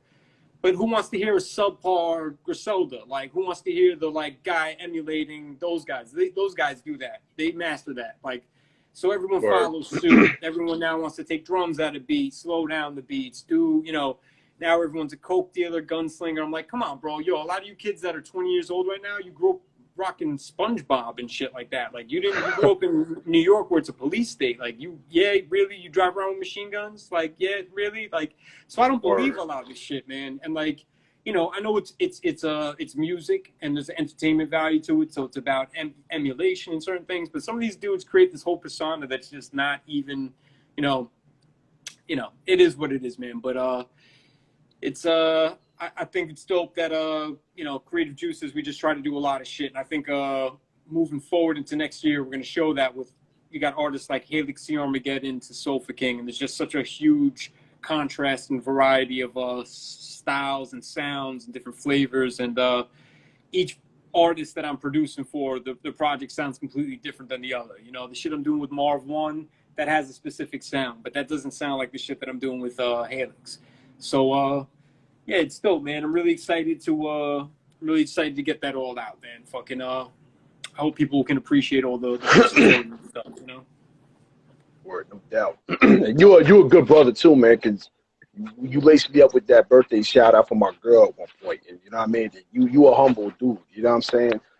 Like I can honestly say that, but you also you up there. You set the bar for a lot of shit because not a lot of people can produce MC and still be like, you know what I mean? Like at that caliber to hold both to that bar. And you do both because your beats are fucking fire as fuck. You know what I mean? You got bars. So it's like you're like the fucking perfect weapon in the hip hop shit. You know what I mean? Like if Last Emperor was to make a fucking Secret Wars Part 3 or whatever the fuck, he would have to mention you. Like that's the type of shit I'm talking about. Like Thank you, man. Appreciate that, man. It means a lot, bro. I appreciate that. You know, I definitely was inspired by, you know, dudes like Riz and shit and people that, word. to me, it was, you know, you got to wear a lot of hats in this. And I feel like the production and the MCing goes hand in hand. And even times that I tried to be more of a producer, I end up always getting, I just always got a verse that ends up coming. It's just, you know, it goes hand in hand for me, man. So I don't fight it. I like to do production. It's a huge passion of mine. And it's hard to hear a dope beat without coming up with some bars, man. So, you know, I try to dabble in a little bit of both. But, you know, the last year I really focused on production and engineering and things like that. But moving into 2022, I definitely got some MC features and things like that, too. Well, you got a long catalog too of rappers you already worked with. So it's like Yeah. it's only a topping to the cake at the end of the day. You know what I mean? And like, yeah, that shit is crazy. What was I gonna say? You have like a favorite album of yours? Or do you feel like everything is so solid that you're okay with saying every single album? Or do you feel like you have a favorite in general? Nah, not favorites. You know, I'm a tough critic, man. I'm a tough critic of my own shit. I hate all my shit, really. Like, and not even on that way. Like, there's things that I do really like, but you know, nah, I don't. You know, I'm not. You know, I like different albums for different reasons. When I go back and listen to Out of the Blue, also a lot of the shit to me is like some of the music is a real time capsule to memories and moments of my life. And sometimes it's depressing in that regard to me, and I'll stay away from it because I'm just like, oh, fuck, open up fucking Pandora's box and shit. But, you know, I'll go back to Force Fed and I'll hear something that makes me think of being a young man in my 20s, really hungry and what was going on in my life at that time. And it can give me goosebumps. And it's not even that I like because I love that or think it's the content's my best content, but it could be that I'm like, wow, you know, I hear in my voice, I hear what I'm saying. And I remember how focused I was, and I hear it, and it gets me like not like choked up, but it gets me like, you know, oh shit, really like brings me back to that kind of like.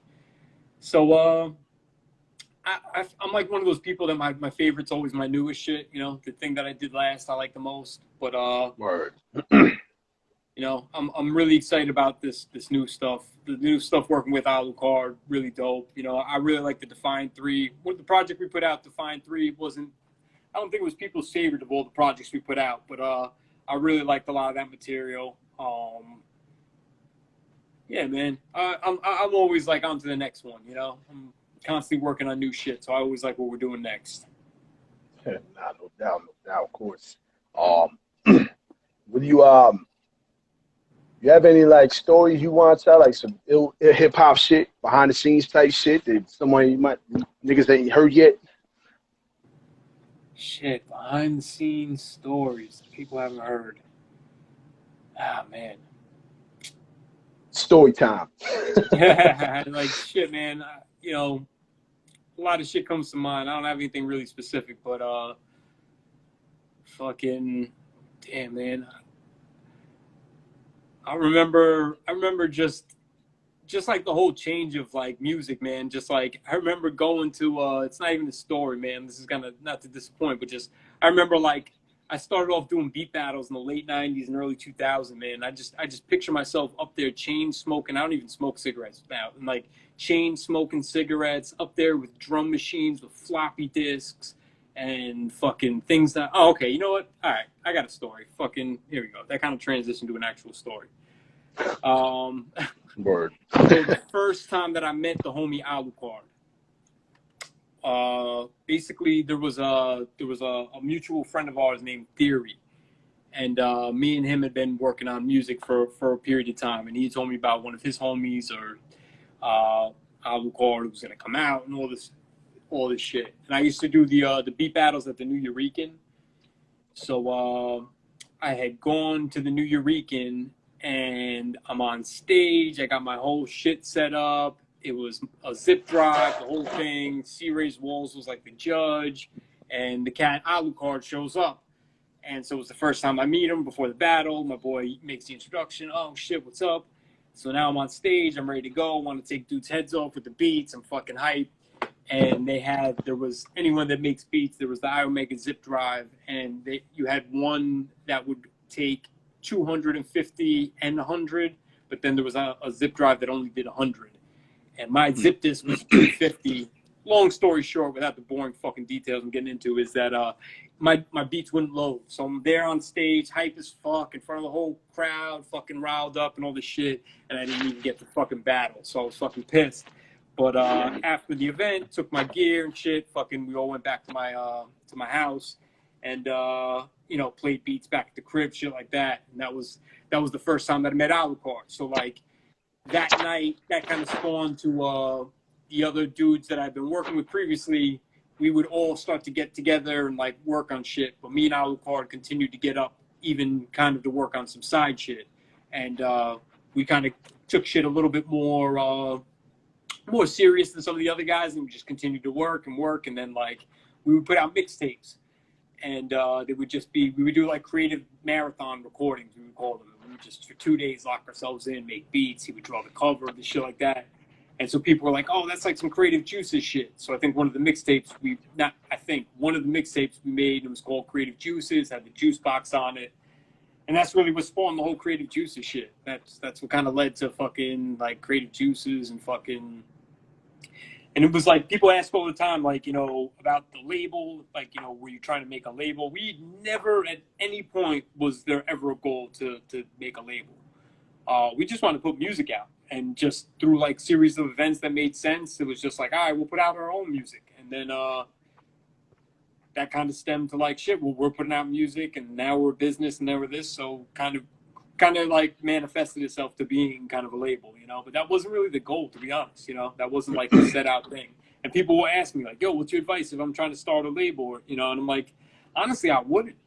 Like, to be honest, like if you're an artist, I would just focus on your art.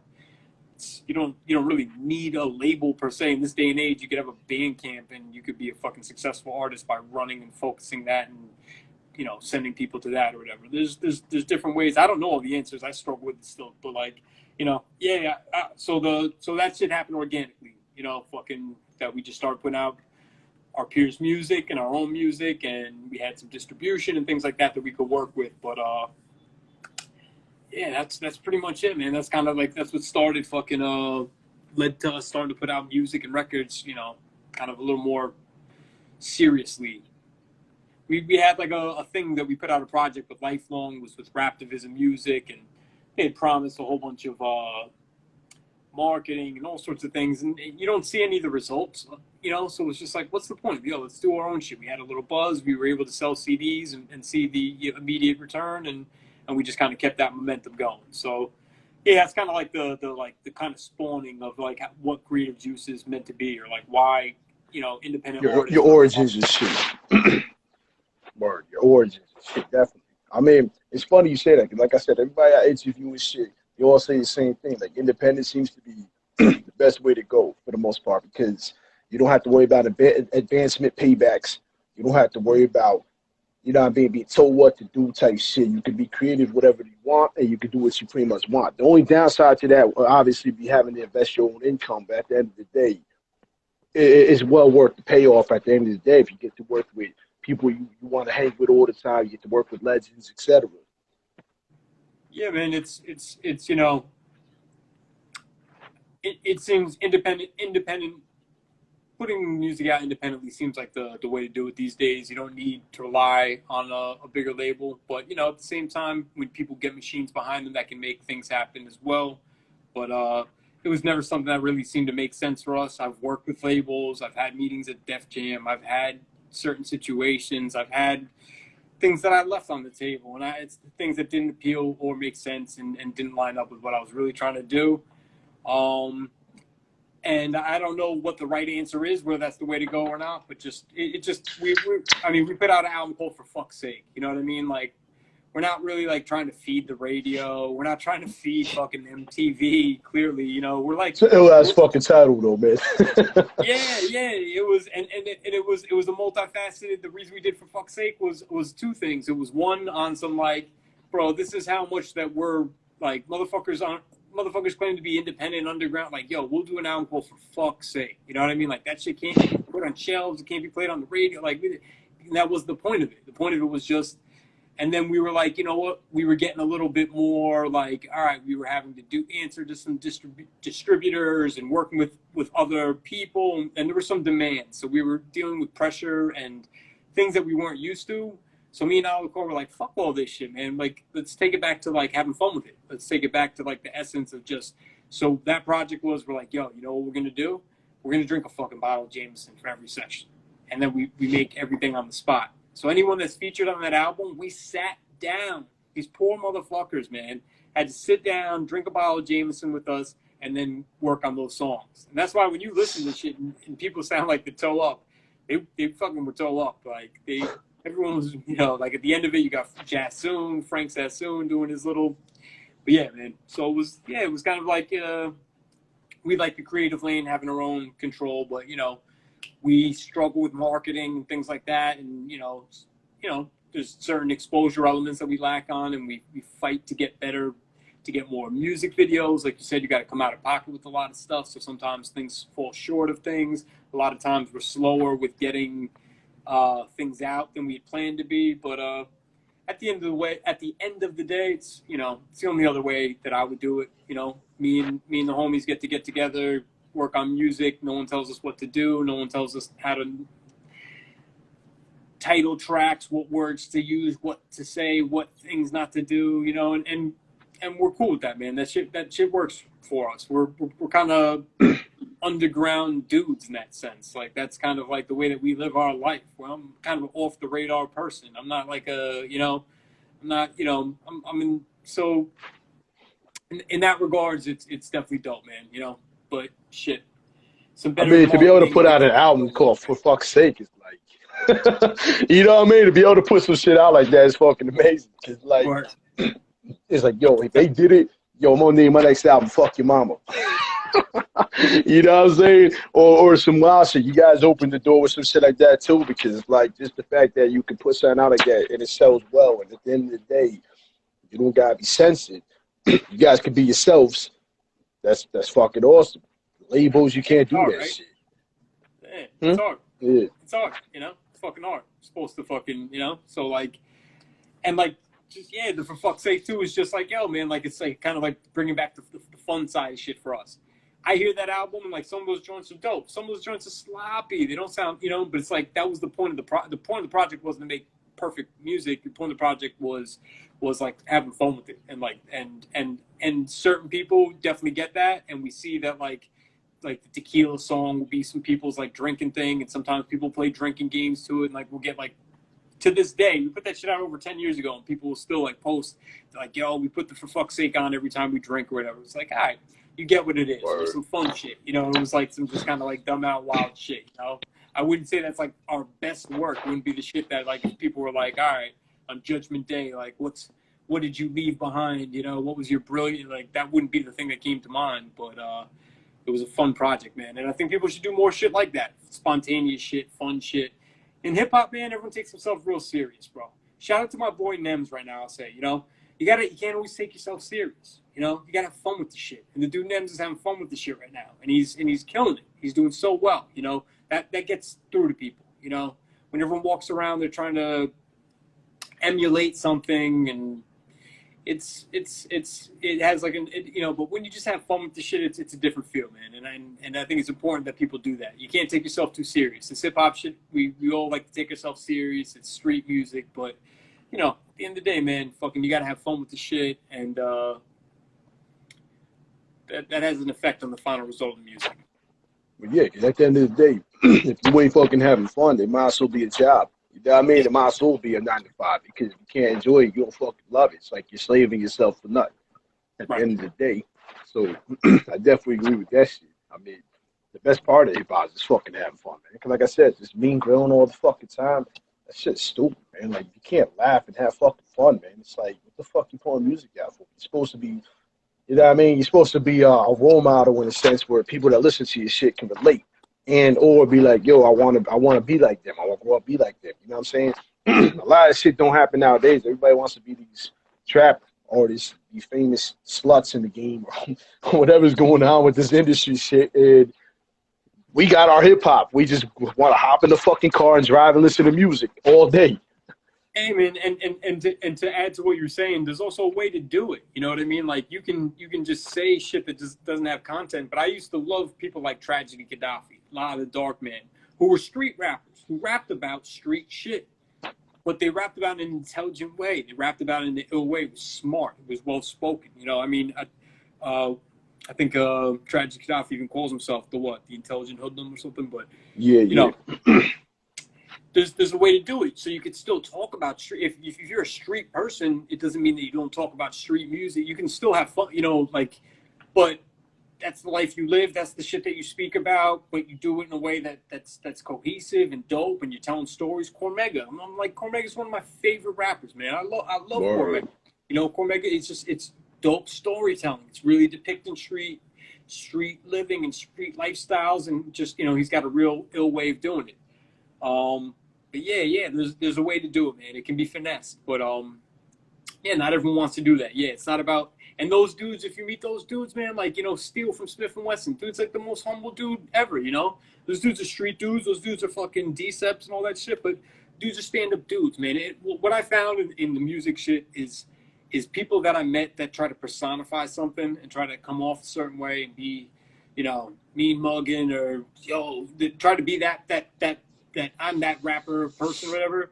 We're always full of shit, and we're always people with the least accomplishments and the least going on. The dudes that really did shit, and the dudes that were really street dudes that really did live that life, dudes are gentlemen and were fucking straightforward dudes, man. They don't have anything to fucking prove. They have, you know, they're not proud that they're a gangster. They're not trying to really like announce that to everyone. That's the life that they live, and that's what they're dealing with. So like that's not like the topic of conversation. You know, when people make that the constant topic of conversation, you know, they're full of shit. And I don't think that's, you know, if you're just trying to be a artist that has storytelling, that's just like, that's what I'm doing, I'm creating stories, that's cool, man. But if that's like you walk around and carry yourself that way, that doesn't have appeal to me. You know, that's not appealing. I don't think it does to many people. You know? Yeah, that marketing scheme shit don't work out. Nah, man. And hip hop doesn't have to be. It doesn't have to be that. It's not. Bro, like I told you, man. These dudes, they're not out there killing people, man. They're not. These kids, these 20-year-old rappers right now, they're talking about like, yeah, maybe some of them are, but like these kids grew up on SpongeBob. These kids played video games. Like, you know, they saw the movies and shit. I get it. But like, dudes are not murderers. They're not fucking coke dealers. They're not. So it's just like, all right, why is that your whole shit? If you did one song where you're talking about that because your cousin did that and you want to create that story that depicts what that lifestyle is for that purpose, of course, man, we're artists and that's what we do. But if that's like who you carry yourself around as, it's just, you know, it's just corny, man. This shit bites you in the ass at the end of the day. It's just silly. And a lot of people I see are getting exposed, man. These rappers, some of these new breed of hip-hop dudes, even in the independent shit, they're coming out as this dude, and it's coming out that they tried to be someone else a couple of years ago, and that was a Mac Miller style, and that was this dude. Oh, but now you're this guy, and you're dropping this and shit. So, you know, you gotta be careful. It's the internet era, too, man. Fucking... that shit will come back to haunt you, motherfuckers. Change up your shit. I changed ID to Shanty Gallos, but it's the same motherfucking, it's the same Shanty motherfucking shit. There ain't no fucking different fucking lifestyle. It's just, you know, it's a different chapter, different things like that. You're gonna go back and see me fucking. Yo.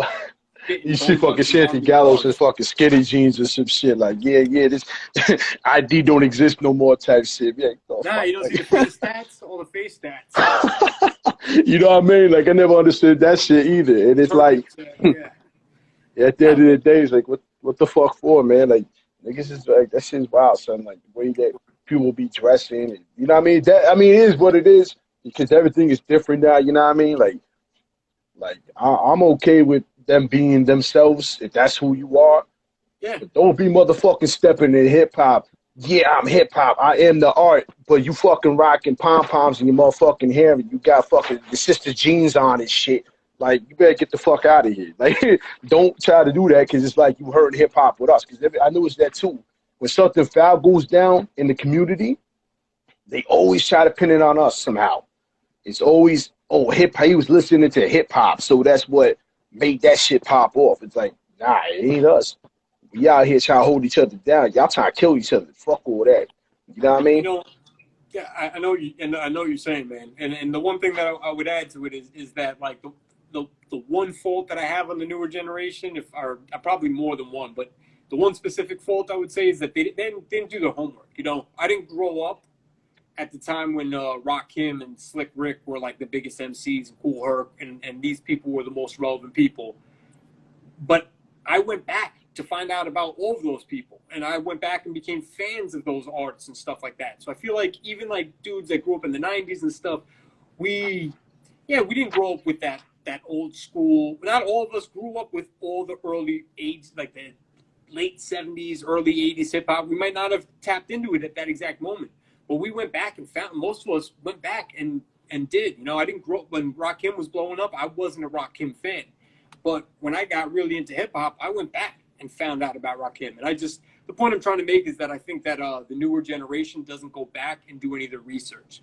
And just, you know, hey, man, I'm not saying that if you're a fan of music or you're a musician, you have to do research, but it's kind of like respect, right? Because, like, we're carrying along, like, a certain thing, and it's a culture, and it's a style, and there's something that we're putting as, like, a common denominator, an umbrella that we're under, and we're saying that that's hip-hop in most cases. Yeah. And so if you're going to go and say that, like, mumble rap is hip-hop and things like that, I'm not going to argue with what is or isn't, because titles are titles, man.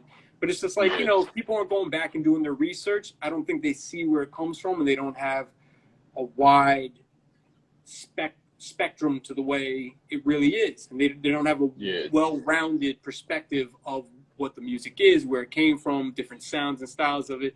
They get stuck on their own version of it, and it's kind of influenced by their own circle of people, and like that super hyper drug, overly sexual style of music. Like, it's kind of low common denominator. It's lowbrow, you know.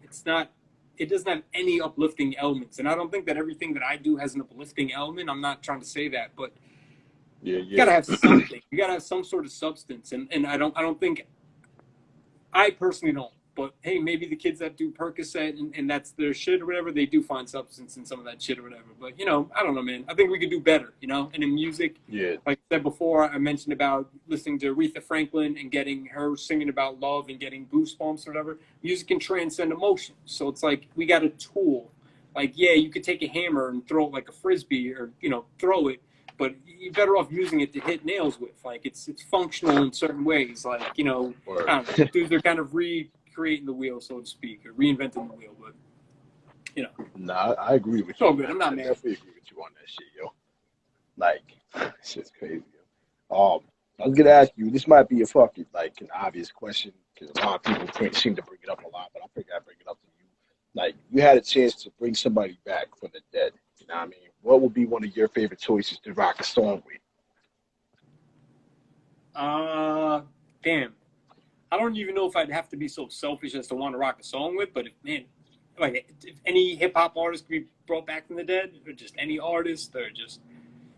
I mean, it don't even have to be hip hop. Yeah, any artist in general. Man, that's like, you can go so deep. You can go to like Jimi Hendrix, and you go to, I guess, like, you know, honestly, I guess my mind goes immediately to someone like Big L, Big Pun, or Biggie.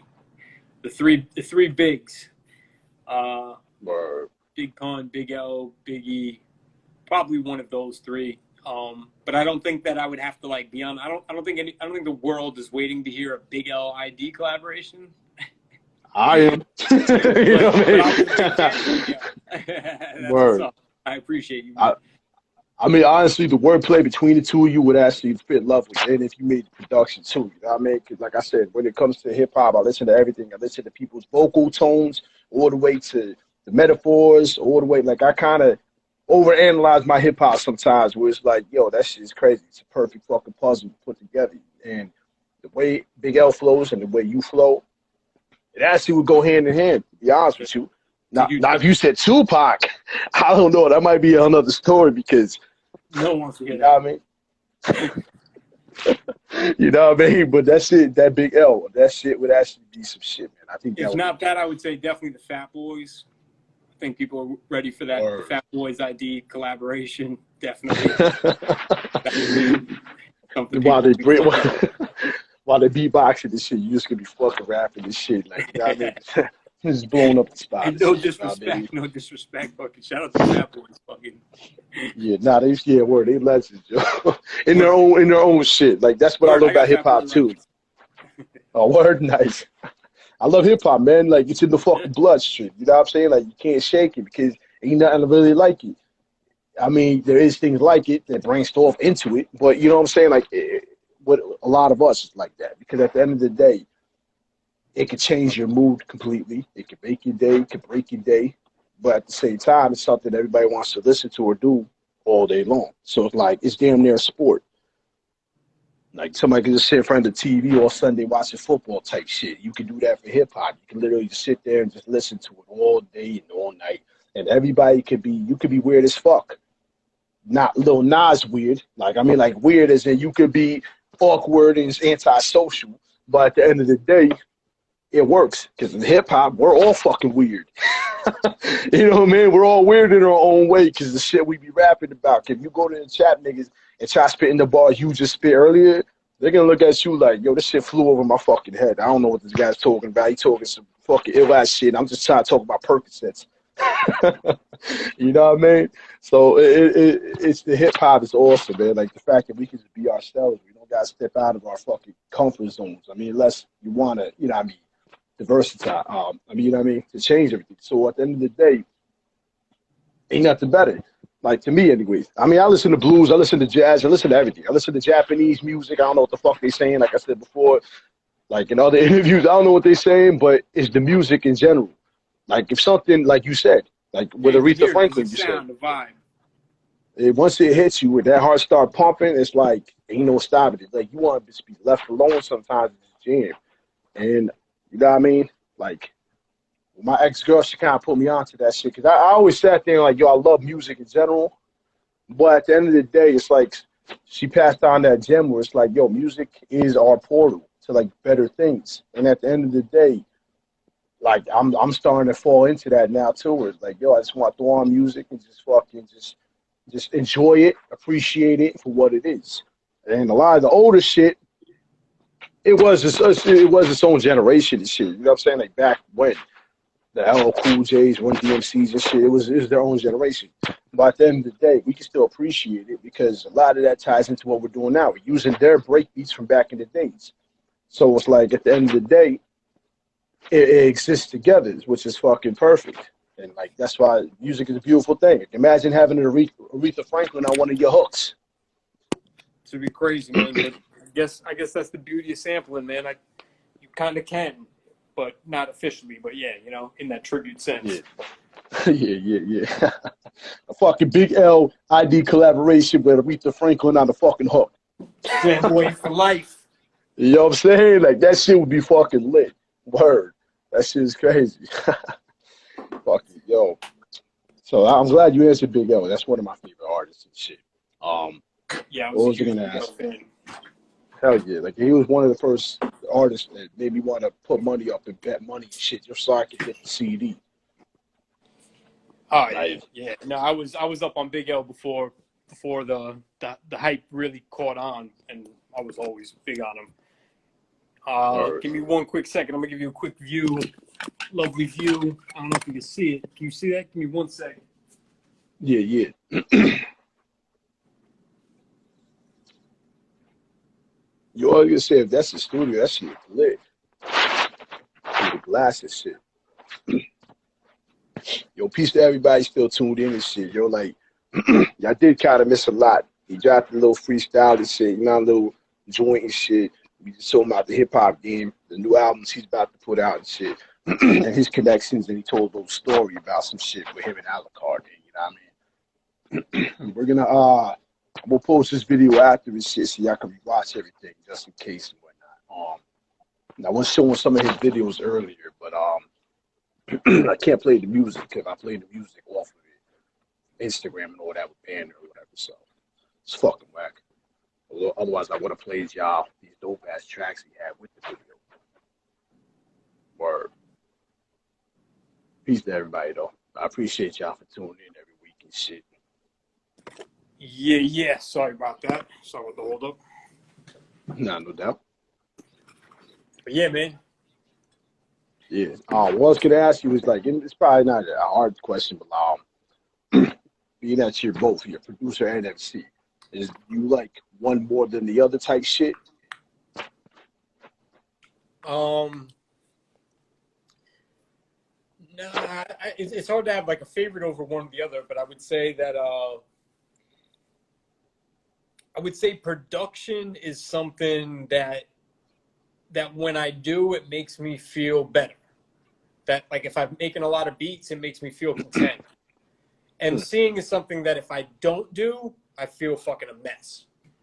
So it's like they're both different outlets. One is almost like I have to do in order to feel myself, and another one is almost one that like empowers me. So I love production because when I bang out a dope beat, I feel like I've created something that previously didn't exist, and that at the end of this day, when this day is over and gone and can no longer be done again, that I have something to show for, and that's there forever. And so in that, I'm like, that's dope. That's productive use of my time. That beat, that moment that I spend making that can then turn into a song that could lead into an EP or a whole thing, create a whole thing. It's a spark. So I love production in that regard. But MCing to me is like audio therapy. It's like like having your own personal shrink, and the people that listen to it or you listening back to your own shit is your own therapy. So it's like without that, I get like, I can't. That's why I said before, I can't not do the hip hop shit. I can't not do music. I can't not make beats and write. I've tried. I've literally actually tried. I can't do it. I can't fucking do it, man. I like this is my shit. It's my natural outlet. It's something very dear to my heart. Something very important to me, and it's just a natural release for me to get shit off my chest and for me to channel energy. And like, I'm not someone that's good at channeling energy. I'm some type of person that grew up with like bad temper, hot-headed kind of shit like that. And music just grounds me. You know what I mean? It's a really good outlet. It's a really good way to get shit off your chest. It's a really good way to channel that energy, that fucking pent up energy that life can fucking wind you up with.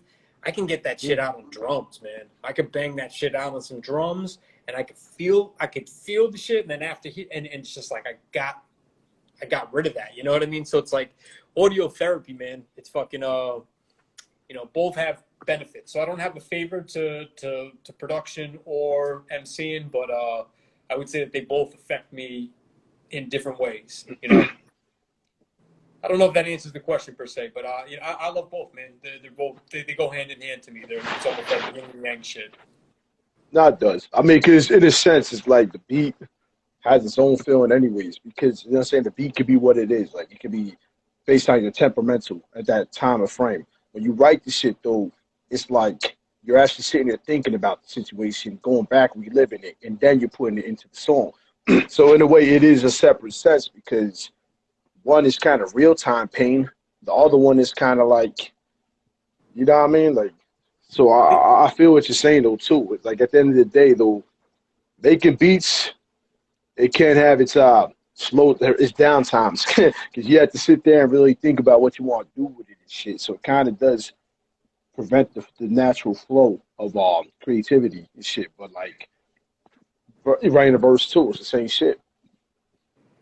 I would say that it depends on your mind state, but if you're locked in, that like if you're able to just sit down and bang a beat out, and not sit there with kind of like production block or whatever, like it's just it's a great feeling. It's like I feel like all this shit, man. I feel like not even to get religious or spiritual, but it's just like we exist within this planet, within this universe where there's a higher force of energy. And like I feel like when you do things that you're in the zone, or you're doing things where time gets away from you, whatever, or you're an athlete and you're just optimal in your functionality, you're in the zone. You're just tapped into that energy. You're tapped into the energy that's the whole energy of the universe, and that's the ultimate creating force of everything, of life. And I feel like there's an energy in life, and I feel like when when you really tap into like making beats or writing and you're not even thinking about it, it's just coming, it's just being poured out of you or whatever. I feel like you tap into that energy, you know, and it's just like it's like divine art, you know. It's like what's more godly than creation, you know? Like you create something, you know. And I think that's it's ill. It's like almost spiritual in that sense. Not to get super deep and fucking put people to sleep. It's fucking Saturday night. Jesus Christ, I won't say this shit, but you know. I mean, but at the same time, they try to tune in here, man. They know what time it is, yo. They know who the fuck you are. You know what I mean? At the end of the day, so you know, fuck the clubs and shit, the strip club. Y'all want to go to the strip club after? Go ahead, do your thing, yo. But at the end of the day, if you real motherfucking hip hop, you gonna invest. You're gonna invest your attention and your time because shit like this is very rare. You know what I'm saying? Unfortunately, because no one really cares to hear everybody's story anymore. Everybody just wants to listen to music, this and that, but there's stories to each song. Not to mention the stories to you. There's so much, you know what I mean? So much shit going on. Like, you know what I mean? And the fact that all you guys have some ill ass stories. Me as a fan, I'm invested in the artists for everything, not just the music. You know what I mean? Like I'll go and cop the album, whatever. I'll invest in that way financially too. But at the end of the day, I sit there. I'm the type of nigga. I sit there. Yo, I wonder what made them want to do that song, like that title. Why did they pick that title? Why did you know what I'm saying? They just fucking really be invested in it. So if I see someone going live, I'm not gonna be an ego tripping nigga. I'm gonna hop right in the live, and I'm just gonna listen to be like, yo, that shit is ill. You know what I mean? I'm listening to y'all make beats. Kyo Itachi, I did that to him. I'll be fucking hopping to his live shit, and his shit is lit. And I'll just be like, yo, ain't no ego here, man. We all support each other. Especially if I'm a fan of your music, why the fuck not? Why would I just sit here and, you know what I mean? That's stupid. Like, at the end of the day, you got a lot of time invested in this game and shit, yo. So it's like, you gotta have plenty of backup stories. The a la carte shit is crazy because I know that shit's happened to a lot of people, though. Like, it's very relative to similar situations. And it's dope that you went through the same process. You know what I'm saying? Because you guys You have know what? built a fucking I empire. gotta. I'm a bad with being put on the spot person. I jog my memory and just start going through. I got a million and one, but I got another story, man. I got an interesting story. Fucking, I'll bring it back to like late '90s shit. Fucking, I was interning for fucking Wu-Tang Recordings, and I was at I was I was basically under the wing of this guy. Some people know to this day. He was a promoter. He was named Conductor, and he was managing Wu-Tang Recordings at the time. It was RZA's label that he started up after the whole, you know, initial release of, you know, 36 Chambers, Liquid Swords, Oh, Iron. okay. So he started the records that we were working at the time were Shaheem, I think it was Manchild or something like that. You Got Golden Arms, Black Knight. It was groups like that. And so anyhow, so this whole summer, I'm rolling with Wu-Tang Recordings, and it's just fucking total insanity, man. It's literally total fucking insanity. Fucking these dudes are all dust heads, fucking crazy shit. But mind you, I'm a Wu fanatic, you know. So I'm like, holy shit, I'm around the logo, I'm in the van, I'm seeing this person, I'm meeting this person, I'm right where I want to be, so to speak, you know, but I'm not really. But at the time, it's, you know, to me, all that music shit, this is pre-internet, you know, so all the musicians then were larger than life. You didn't see the person. In Wu-Tang, they had the masks on, even in the flicks and magazines. Shit was kind of like discreet, the first steez, you know, before they kind of like really came out, like, and so the whole experience was bugged out. But I got to. Man, I'm a 16-year-old white kid. I'm skinny, fucking 120 fucking pounds, fucking little scrawny fucking kid with a backpack on, just like straight fucking backpacker looking kid. And I got access now, man. I got the golden ticket to the city. I got fucking access to every fucking club, every hip hop event in the city for the whole summer. And this is summer of '98, I think. And shit was popping, man. This is when Wetlands was a fucking haven. There was another place called Tramps. There was all these spots, man. And shit, which makes me think of another story. Well, fucking, basically, man, fucking, we were doing an event, and it was at I think it was Summer Jam. It was Summer Jam. So it was the night of Summer Jam. So we were doing promotion for Summer Jam. So all the people in Wu-Tang Recordings are telling us how we're gonna go, and everyone's got tickets to Summer Jam and all this shit. We got a whole van full of a bunch of motherfuckers. Like I said, these dudes are dusted out. It's me and a bunch of my homies, and we're going, and we think like we this is awesome. We're rolling with the whole Wu-Tang Recordings. We got fucking free tickets to Summer Jam. This is fucking crazy. We get there, and there's no fucking tickets. We're just fucking like promoting in the parking lot. This shit is whack as fuck. So dudes are not fucking happy. So the shit got kind of like. So, you know, some of the dudes that we were with were some big fucking rowdy ass. We were with the dudes from Black Knights. We were with like we had a whole squad of fucking, and like I said, I'm a 16-year-old kid, 17, probably 16-year-old kid, maybe 15. I'm a young fucking kid. And these are all grown ass men. So they're wilding the fuck out that we couldn't get into it. They ripped down the fence. So we're at Meadowlands, and there's 2 layers of checkpoints to get in. These dudes ripped the fence down. So we rushed through to the second fence. Again, dudes start climbing it, yank the fence down. Now we're rushing to the Meadowlands Arena. You see security just going, trying to lock the doors. These dudes were nuts, bro. Fucking, we walked to the first set, and they got the doors locked. Now helicopters come, riot gear's coming, the whole shit. The shit was on the news. They called it a riot. Fucking shit. Shit's out of control. Fucking there's standoff, there's cops, all this shit. But if you've been to the Meadowlands, it's like a square arena. So there's a set of doors, but then so someone was smart enough to be like, let's go to the next set of doors. We run to the next set. Again, you see security trying to anticipate, grabbing. Dudes, I don't know if they ripped open locked doors or caught it right before security, got it, went through, wow, knocking out security and shit. Fucking dudes are falling over turnstiles. Bro, we rush in right as Method Man and Redman are coming down from ropes from the ceiling to fireworks and shit. It was the wildest shit, bro. We fucking straight up bum rushed fucking Summer Jam. That's fucking crazy. Yo, okay, Summer Jam, yo. Yo, and mind you, this shit is like sold out event, packed seats. So now we're like 30 deep in just the aisles, you know what I mean? Just like the stairwells and shit. Fucking, it was crazy, man. Fucking, yo, that shit is crazy. Yeah. Fucking, the whole summer was nuts, man. Fucking, the Wu-Tang recording. Well, hold up. You tell me if we look back at that footage somewhere on YouTube, we're gonna see a fucking young ID fucking pulling down fences, running through shit, beating security guards. 1,000%. I'm gonna have to find out one day. Yo, this fucking ID riot, Summer Jam. I don't know if I've never seen footage, but I don't know if there's footage of it, but that shit was on the news. It was a whole fucking big thing. It was a whole ordeal. But yeah, motherfuckers literally fucking, I'm saying 30 deep. It might even been more. It was like vans full of dudes that came out, and it was like street team promotion shit. But we were told that we had tickets in, and we get there, and they got us like, we're just getting jerked. We're just in the fucking, parking lot.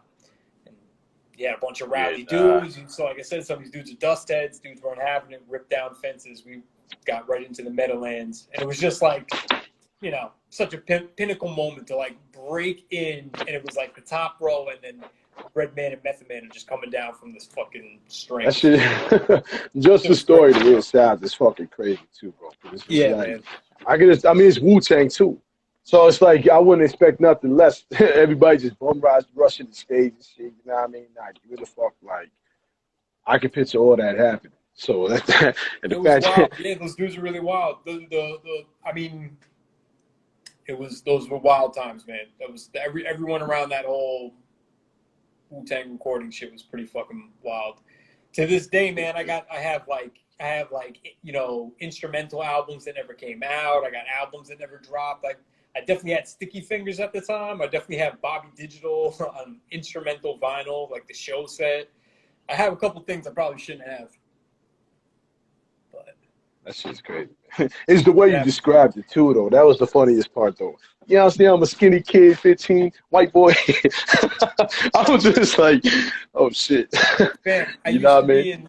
If anyone sees this and is a 90s New York dude, and they had been in Club Tramps and knows about Club Tramps, they'll know that you would not see someone that looked like me in Club Tramps. This shit was 21 and up. I was a skinny white dude in there walking around like Wu-Tang, like. And yo, one day at Club Trams, straight up, yo, bro, it would be insane. I'd be backstage. I'd be in ciphers where dudes were battling Busta Rhymes, fucking all the Wu-Tang dudes. I'd walk into fucking back rooms. Jizzle would be sitting there. Like, it was crazy, man. All these dudes were just in the mix. And again, I'm like fucking a young kid. I'm like, woo, like I got posters and magazine cutouts on the wall. So this shit has blown my fucking mind, all of the shit. And like, I'm a fish out of water. I do not, like, visually, you look at me, I do not belong where I am. And somehow it worked, man. Bro, at Tramps, I'm on the fucking, literally on the stage, like this, with my arms on the stage, all Wu-Tang fucking rocking.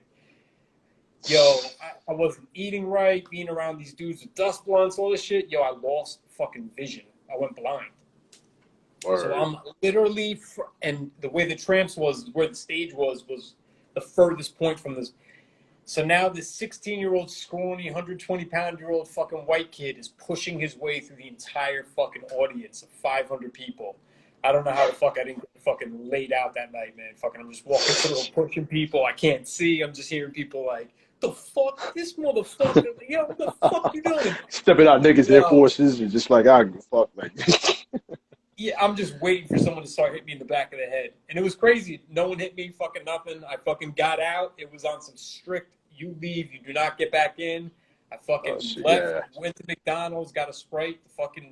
The dude let me back in. The bouncer let me back in. Probably because I was so fucking, I probably bugged people out, man. When they saw me, they were probably like, this kid does not belong here. So, like, if he's got the balls to be here, like, he probably belongs here more than I would understand. Just let him in. Like, and I would get that treatment sometimes, man. They just feel like, I don't understand how this kid is here, man. Like, just, all right, fucking walk in, fucking go and meet fucking Redman and Method Man. Walk in and Slick Rick would be there. Fucking, it was like a whole Def Jam event, this particular show, man. It was crazy, man. It was a real wild summer. But I'll tell you what the summer did above all, beyond all these fucking stories that I could fucking ramble on about. It fucking planted a seed in my head that, like, this is what you're going to do. Like, this is it. Like, it's like, fuck, you're not going to go fucking work at bars. You're not going to go fucking do this. You're not going to do that.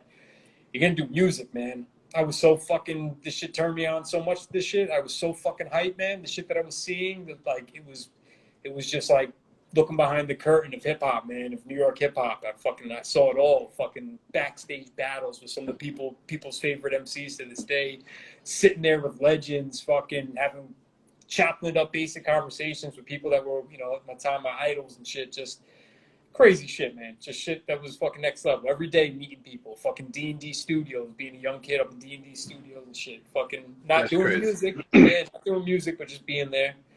Fucking I got to see a lot of shit, man. I got a lot of exposure, man, and it fucking made me a fucking lunatic. It made me a fucking total psychopath, bro. It fucking made me obsessed. Me tearing down fences, getting that dust blunt shit. I can only imagine, yo. Obsessed, man. Made me obsessed with this shit, man. Love this shit, man. This hip hop shit is crazy, man. Shit was fucking tongue. It's in the fucking veins. You know what I mean? You can't take it out of it. Just like, you know what I mean? They say about us New Yorkers and shit. Anywhere we go, New York is on the back. You know what I mean? It's the same thing with hip hop. Anywhere we go, it's gonna be hip hop. You know what I mean? My dad always says, you can take the boy out of Brooklyn, you can't take the Brooklyn out of the boy. You know, fucking word facts, yo. You same know can be said with hip hop. Is what I'm saying. You know what I mean? You could, you know, you're not gonna take hip hop out of you. Fucking shit's just what it is, man. It's a fucking way of life. Fucking it's a beautiful thing, man. And I got exposed to shit that fucking people would have fucking killed to be exposed to, and it was just fucking dumb luck, man. I just fucking found myself in positions, and that's why I don't know what luck is. Maybe it's not luck. Maybe those are the places I was supposed to fucking be, because it just always looked like I always wound up there. You know, wherever I wound up was some pinnacle hip hop shit. All of a sudden, all right, you know what, man, shit. Am I gonna bore you to death with one more story? Nah, yo, you got my fucking full attention. You be having some ill shit.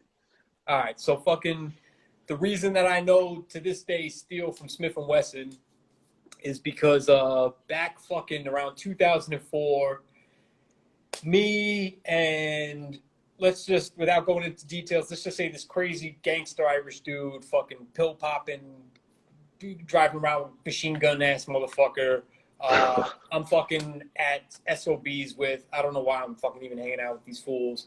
And I'm 2 sheets to the wind. I'm kind of in shanty mode. I'm a little, and when I get in shanty mode, sometimes, man, it's a blessing and a curse because beautiful things happen. But sometimes, like that fucking extra courage is not fucking. I don't fucking, it's not the best thing. But anyhow, we just walk fucking right downstairs, walk right backstage. It's a fucking boot camp click event. And so you got the whole boot camp clique. It's all fucking Brooklyn back there. And then me and this dude walk in. We're 2 white dudes, and we roll up a fat ass blunt. So we stand there, we just walk in, start smoking a blunt. People just start gravitating to us. They don't understand who the fuck are these kids, and why the fuck do they have the balls to be here? Why the fuck are they standing here smoking a blunt? Like, there's 50 deep. It's fucking like you got Sean Price, you got everyone in. It's all boot camp, all DCEPs, all fucking Brooklyn, and yeah, motherfuckers just started coming over to us and being like, "What the fuck?" Started smoking a blunt with us. Like, who the fuck? You know what I mean? And my dude was, he was real animated. He'd be like, "Yo, you don't know ID, bro. You gotta come to the studio, man. He's got the studio. You gotta come check him out, bro. Fucking check him out. He's got beats, da da da." Motherfuckers were like, "I bet we're coming Monday." Yo, Word. My neighbors must have been like, "What the fuck? The boot camp wrapped fucking van is parked out in front of my house." Fucking dude showed up Monday, bro. I'm cool with Steel to this day, man. I see that dude, I give him a hug. Fucking he would come out to we had other apartments in Brooklyn. Me and Alucard would be there. Steel would come out. Even we would do music, but he would come out on the chill shit. He'd come out with a bottle of vodka. We'd sit there and fucking drink vodka and talk about hip hop, and he would tell us how we reminded him of comic book characters and shit and all this shit, bro. You can't make this shit up. It makes no sense. I'm like, why the fuck would this dude give a fuck to show up Monday? But like, sometimes, man, just being crazy and having balls to do some shit you really shouldn't have fucking done. Probably could have just gotten smacked in the fucking face if things didn't go fucking well for you. But just kind of going and being cool and like not giving a fuck sometimes opened some doors for us, man. Being a little crazy. The shanty shit led to some shit, man. Sometimes just going and I'm not saying like being like a wild dude like that, but just kind of like not giving a fuck. And sometimes people saw that and they were like, who the fuck is this kid? And then lo and behold, man, I'm telling you, fucking Steel shows up. He's giving joints, unreleased joints that we put on Endless Ride. He's one. And then I've done songs with him multiple times since. It's a beautiful thing, man. Music shit's crazy, man. Fucking yeah, the stories are crazy. Man, next time you got to get Alucard on this shit, man. Fucking he'll remind fucking, man, I'm telling you, man, we got so many from almost falling off of rooftops, almost getting killed, fucking. Wow, yo. So much shit, man. It's been an adventure, man. It really has. That's why I hope the music I hope that comes across in the music, man, because it's been an adventure. We're still on an adventure, man. It's been a lifestyle, man. We really live this fucking kind of alternative way of living where we just fucking live a bugged out life, and then we go in the studio and try to put that into rhyme form about what the fuck we've been seeing and doing and shit like that. And fucking, it's a lot of fun, man. It can be great, man. Met some real cool motherfuckers. But yeah, man.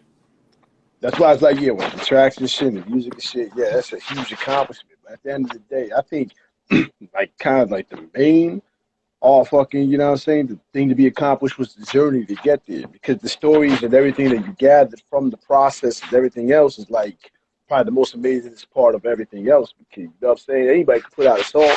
If you got an idea behind it, you have structure, and you have a whole bunch of other shit tagging in with it, and then stories on top of everything else, you can kind of tell why it was a masterpiece just by the way everything sounds. So it's like, that shit is crazy, man. The story you said. Yo, we'll be there Monday. It's like, yo, I gotta clean the crib right quick. Hold on, these niggas is coming home. I'm telling you, I'm telling you, 4 dudes living in like a fucking house that's like a shed converted into a home behind someone else's home, and fucking literally the fucking boot camp van pulling up in the front, still fucking like, yo, we'll be there Monday.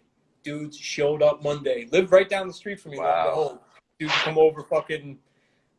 I would see Steele all the time, man. Fucking to this day, fucking cool with him and shit. So just a lot of little situations like that happen where people are like, how the fuck do you know this dude? You know, like, why do you know Ugg? You know, like, how do you know these dudes? Like, I don't know just know those dudes. I know their family. Like, they've been to my barbecues. They know my, you know, like, fuck with some of these people, man. Some of these, you know, you meet some cool people. Some of the people in the music shit are cornballs, man. But there's some really good people, man. There's some real creative people, and I've been real blessed to be somehow life steered me in a direction to come across. And you know, Steele's like another one. Like I said before, we're like the OG kind of dudes that just be there Monday. You know what I mean? You approach one of these like upcoming dudes who thinks they're popping right now, like, yo, you trying to do, you know, be like, yo, bro, fucking would stunt on you, you know? Steele, be there Monday, bro. Like I used to watch the dude on fucking TV. Dude's used to be with fucking Tupac, like Biggie, like just fucking legends, fucking living fucking legends. Yeah, be there fucking Monday. True story, man. I swear to God. And not only be there Monday, came Monday with unreleased fucking Smith & Wesson joints for us to have to put on our own mixtape, which is on Endless Varieties 1. That's the reason there's boot camp joints on that. Fucking, yeah, man. Fucking crazy shit. Crazy shit. You can't make this shit up, you know? Yo, you ain't lying. That shit is crazy, man.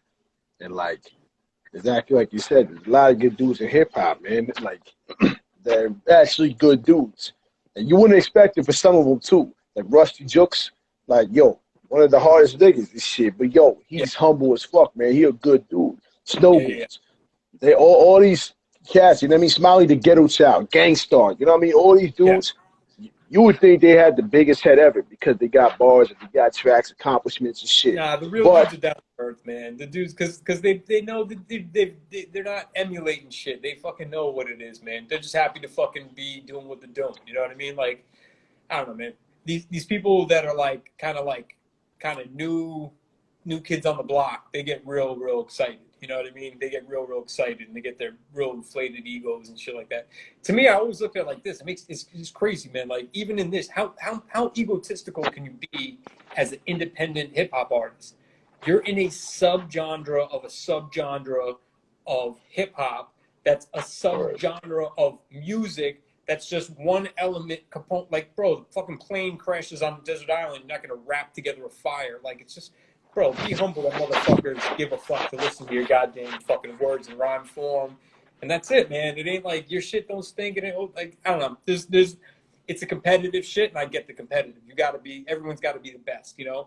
But some kids are arrogant about it. Some kids carry themselves in ways that are kind of whacked, like lacking class, you know what I mean? Like, you got to pay homage to the OGs. You got to pay homage to these dudes that did this before you, man. We take our hats off to them. We salute them. We get to make music because they did it before, you know? And when you see people not doing that, it's like, come on, man. You got to have respect, man. This is an art form. And with that, you know, that's how I see it personally. But I know not everyone does. But I mean, that's where the fucking this whole common phrase shit comes out, where it's like, dudes is like, well, y'all some older heads, you wouldn't understand. It's like, it's not about being the older head. You should be respecting anybody you admire anyways. If you like their style and you think they shit is dope, appreciate it. You know what I mean? Compliment the nigga. It ain't gonna hurt your motherfucking soul. But with the ego shit, is like, you know what I mean? They'll come out with this shit, this new saying, oh, because we into the boom bap 90s shit, we're the older heads. Like, nah, man, we respect some of y'all. You know what I mean? Don't get it twisted. We respect some of them because they work hard like we do. They put out whatever decent music. But then there's other dickheads that be just fucking shit up and say the dumbest shit ever, putting out the dumbest fucking music. They don't get respect. They can stay in their own fucking lane. Other than that, you know what I mean? We should be appreciating each other's music and shit. New generation, old generation, paying each other respect like that. Because the fact you showed Steele respect, he reciprocated it by showing up to your door Monday is like, that shit is crazy. Yo, you should make a shirt called that too, yo. I'll be there Monday. Dude showed up Monday, bro. When we looked out the window and saw the van, boot camp rap band, like, you got it. It's just picturing it though. We'll be there Monday. We're like, you know, like when we walk away, like, yeah, I see you Monday. Yeah, he is. Sure. All right, cool. That's what I'm saying. Thanks for not throwing us on the fucking trash compactor out back for just walking in a VIP and drinking the liquor and smoking a blunt fucking right here. Yo, I'm telling you, yo, fucking Buckshot just walks over, smokes a blunt with us. It was such a weird thing that people gravitated to it. It was just like, what the fuck is this? Who the fuck are these kids? Are you shitting me? And I've had that moment mad times in my life where it's just like, who the fuck is this guy? Bro, what the fuck? Like, the first time I met Steele, first time I met Sean Price, I was just backstage at BB King's. And I'm just standing there and everyone's caught up in the hip-hop bullshit. Oh, fucking, everyone's like up each other's ass.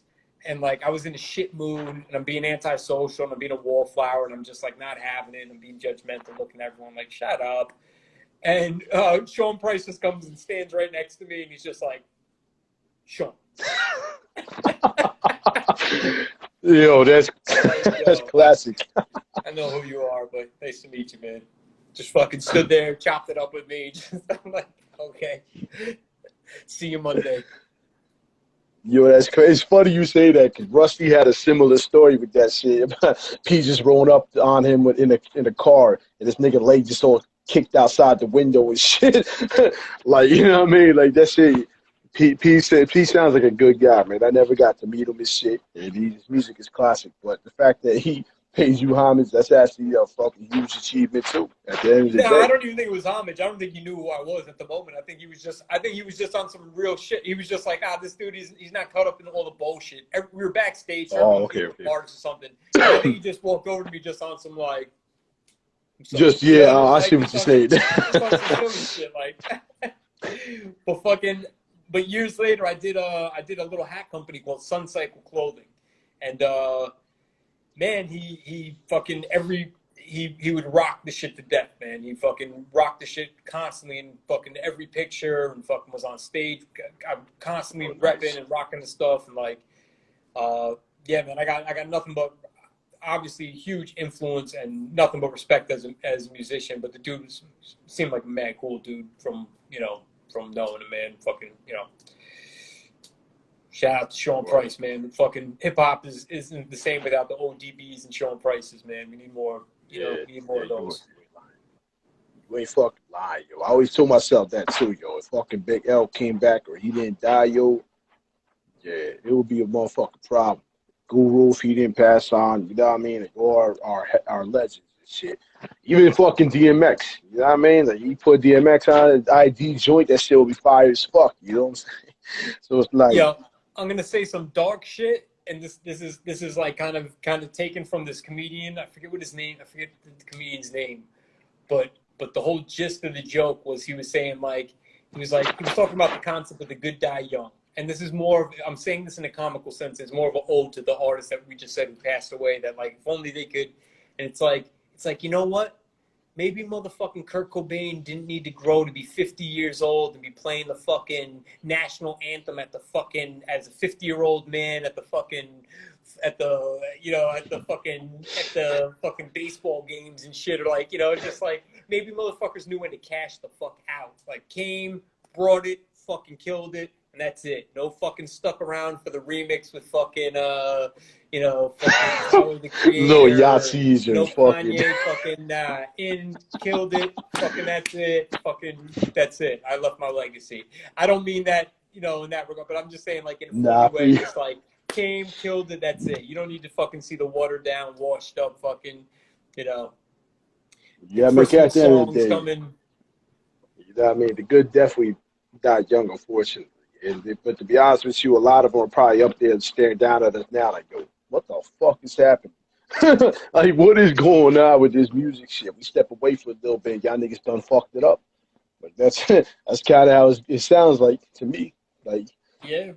My dude, Savage Messiah, man, rest in peace. He was Inspector Willoughby from Science of Life, fucking good friend of mine. And he passed away a couple years ago.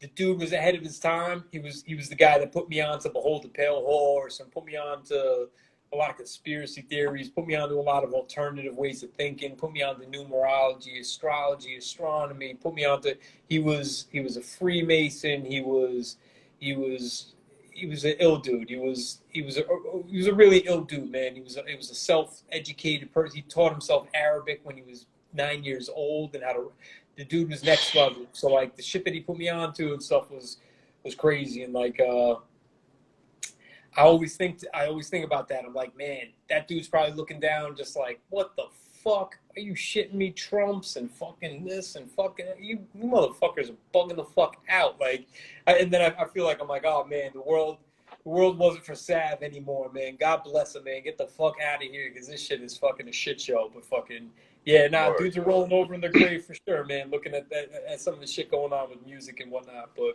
But to that note, also, you know, fucking my dude passed away. We put out his project, Intelligent Design, that I produced, trying to make sure that, you know, his voice carries on, his spirit continues to be. Like I said before, we're all energy. We're all part of a bigger energy. And, you know, we keep his energy well alive by keeping his music alive. And music immortalizes. And we're dealing with things, like I said before, too, just, you know, like you're going, those words still continue on. People in Europe we haven't met, they hear our music they played, whatever. This music stuff is powerful, it can transcend boundaries, you know what I mean? And you shouldn't take that shit lightly, man. You know, that's why it's like it's a blessing to do, you know, be humble, make music, fucking do dope shit, be innovative, be creative, think outside the box, fucking don't copy what everyone else is doing, do the opposite, fucking don't listen to other people's shit, just fucking tap the fuck out and just see where what's your, you know, that shit, man. I encourage all that shit, man. I want to see more of that shit. I'm so happy to see hip hop coming back. It seemed like it was drifting away. Really happy. Yeah. I don't love seeing the super repetitive shit, the over bandwagon hopping on, but that's all good, man. The emulation leads to people doing their own shit, but it's gonna all spawn off into more shit. So it's exciting, man. It's dope, man. I fucking it's a good time to be an independent artist, I think, and I'm happy, you know, my clique and my circle, we're getting older, man. We're old motherfuckers doing this shit, you know? And but we're still youthful through the music, man. It keeps you young, bro. It's good energy to have going. And I feel like we got a lot more I don't think we've gotten all this shit off our chest yet. And I don't think we've gotten our proper maybe acknowledgement yet. I feel like maybe more people need to hear the shit that we're saying. Of course, I'm biased, and that's how everyone should feel. But I feel like we've been doing this shit for 20 years, and more people should be tuned into what we're doing. And we got some really dope shit coming. And yeah, I'm excited about it, man. I hope people dig it, man. And I hope you dig it, man. Fuck what people think. I hope you particularly dig it, bro. Fucking. Word. You know? Well, I loved everything you fucking done thus far. You know what I'm saying? Not to, like I said, I keep you the buck and shit. Not to be dick riding this shit. It's said about y'all chemistry. You know what I mean? You and Al Carter, even just you on yourself, because I've heard you on shit like, I think you did a joint with Junior Machno. I think you did a joint with him, right? Yeah. Yep. Yeah, like I heard you on various other shits, and then even your solos, just by yourself. It's like you guys have great chemistry, shit. Like you could be a boot camp clique. You know what I mean? Like with all the people you got in it. You got Jice, you, Al Carter, you know what I'm saying? Like you guys got a fucking little mini army over there and shit. And you could tell in the music, because everything I've heard is fucking my kind of hip hop. So everything you put out, yo, I'm gonna be fucking digging that shit. We're hip hop heads, man. We got quality control when we do shit. We gotta play for each other. You know what I mean? Word. If I do shit and Alucard and Jice aren't a part of that project, I gotta sit down and play that shit for them. You know, if that shit ain't hitting, you know, that's gonna be an awkward sit down, you know. So we gotta, and I'm not saying that it hasn't happened. Shit, sometimes shit falls short, man. They can't all be winners, but fucking, we can through creative competition, but through creative, we can keep our standards or try to, you know, hey man, fucking, we're all hip hop heads. I gotta make sure Alucard and Jice like this shit, man. Fucking Jice, 14 years of fucking rap, bro. It's 28 years of rap at this point, you know. Motherfucker knows hip hop. Those dudes' heads aren't fucking nodding. That shit's not coming out. That shit's back to the drawing board. So, you know, we try to fucking, before we play shit for anyone else, we try to make sure that this shit's breaking our fucking circle of friends' heads who fucking, and I'm telling you, man, sometimes we'll be like, nah, that's not the one. Fucking, again, you know, break your fucking heart, but That's because y'all brothers, man. Y'all pretty much family. So I mean, if you guys don't like your own shit, at the end of the day, you're not. You know what I mean? Why bother pushing it? Because at the end of the day, you guys are doing it for yourselves outside of the fans and shit. So Yeah. you know what I mean. You also have your own critique of the shit too.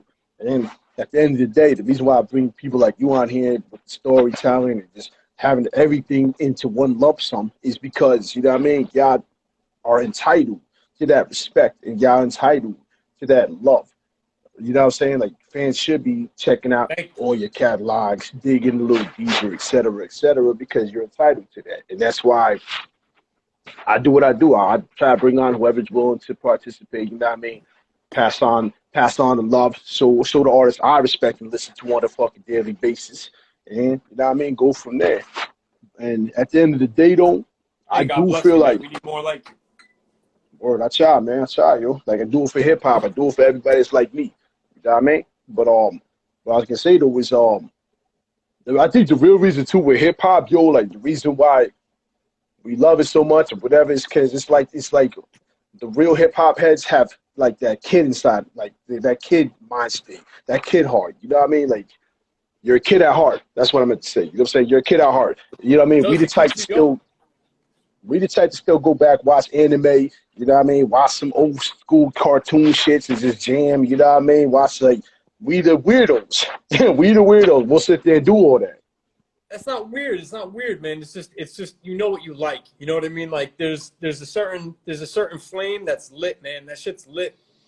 You know, within me, within hip hop heads, within you. You know, and like, man, that flame stays alive by breaking my neck when I hear a drum break, by finding an ill sample, by hearing someone spit some shit that just makes me fucking make that stink face. Just like it's just that all keeps you alive because it's really good, man. It's just natural fucking exchanges of energy. You're tapping into shit that just fucking moves you, man. And fucking I don't think that can be like when does time cut that off? Right? At 40 or 50, are you no longer able to tap into that kind of shit? You know, I mean, Ghostface is 200. still doing shit. He's killing. You know, like I think, man, as long as you love that shit comes across, and then it's endless, it's infinite, man. It's just fucking music. It's a creative form, and you're expressing yourself, and you're conveying emotion and thought through rhythm and frequency, man. And I'll tell you what, man, anything that I've learned, I don't know shit, man. The more, you know, quote MF Doom, the more I know, the more I don't know shit, you know.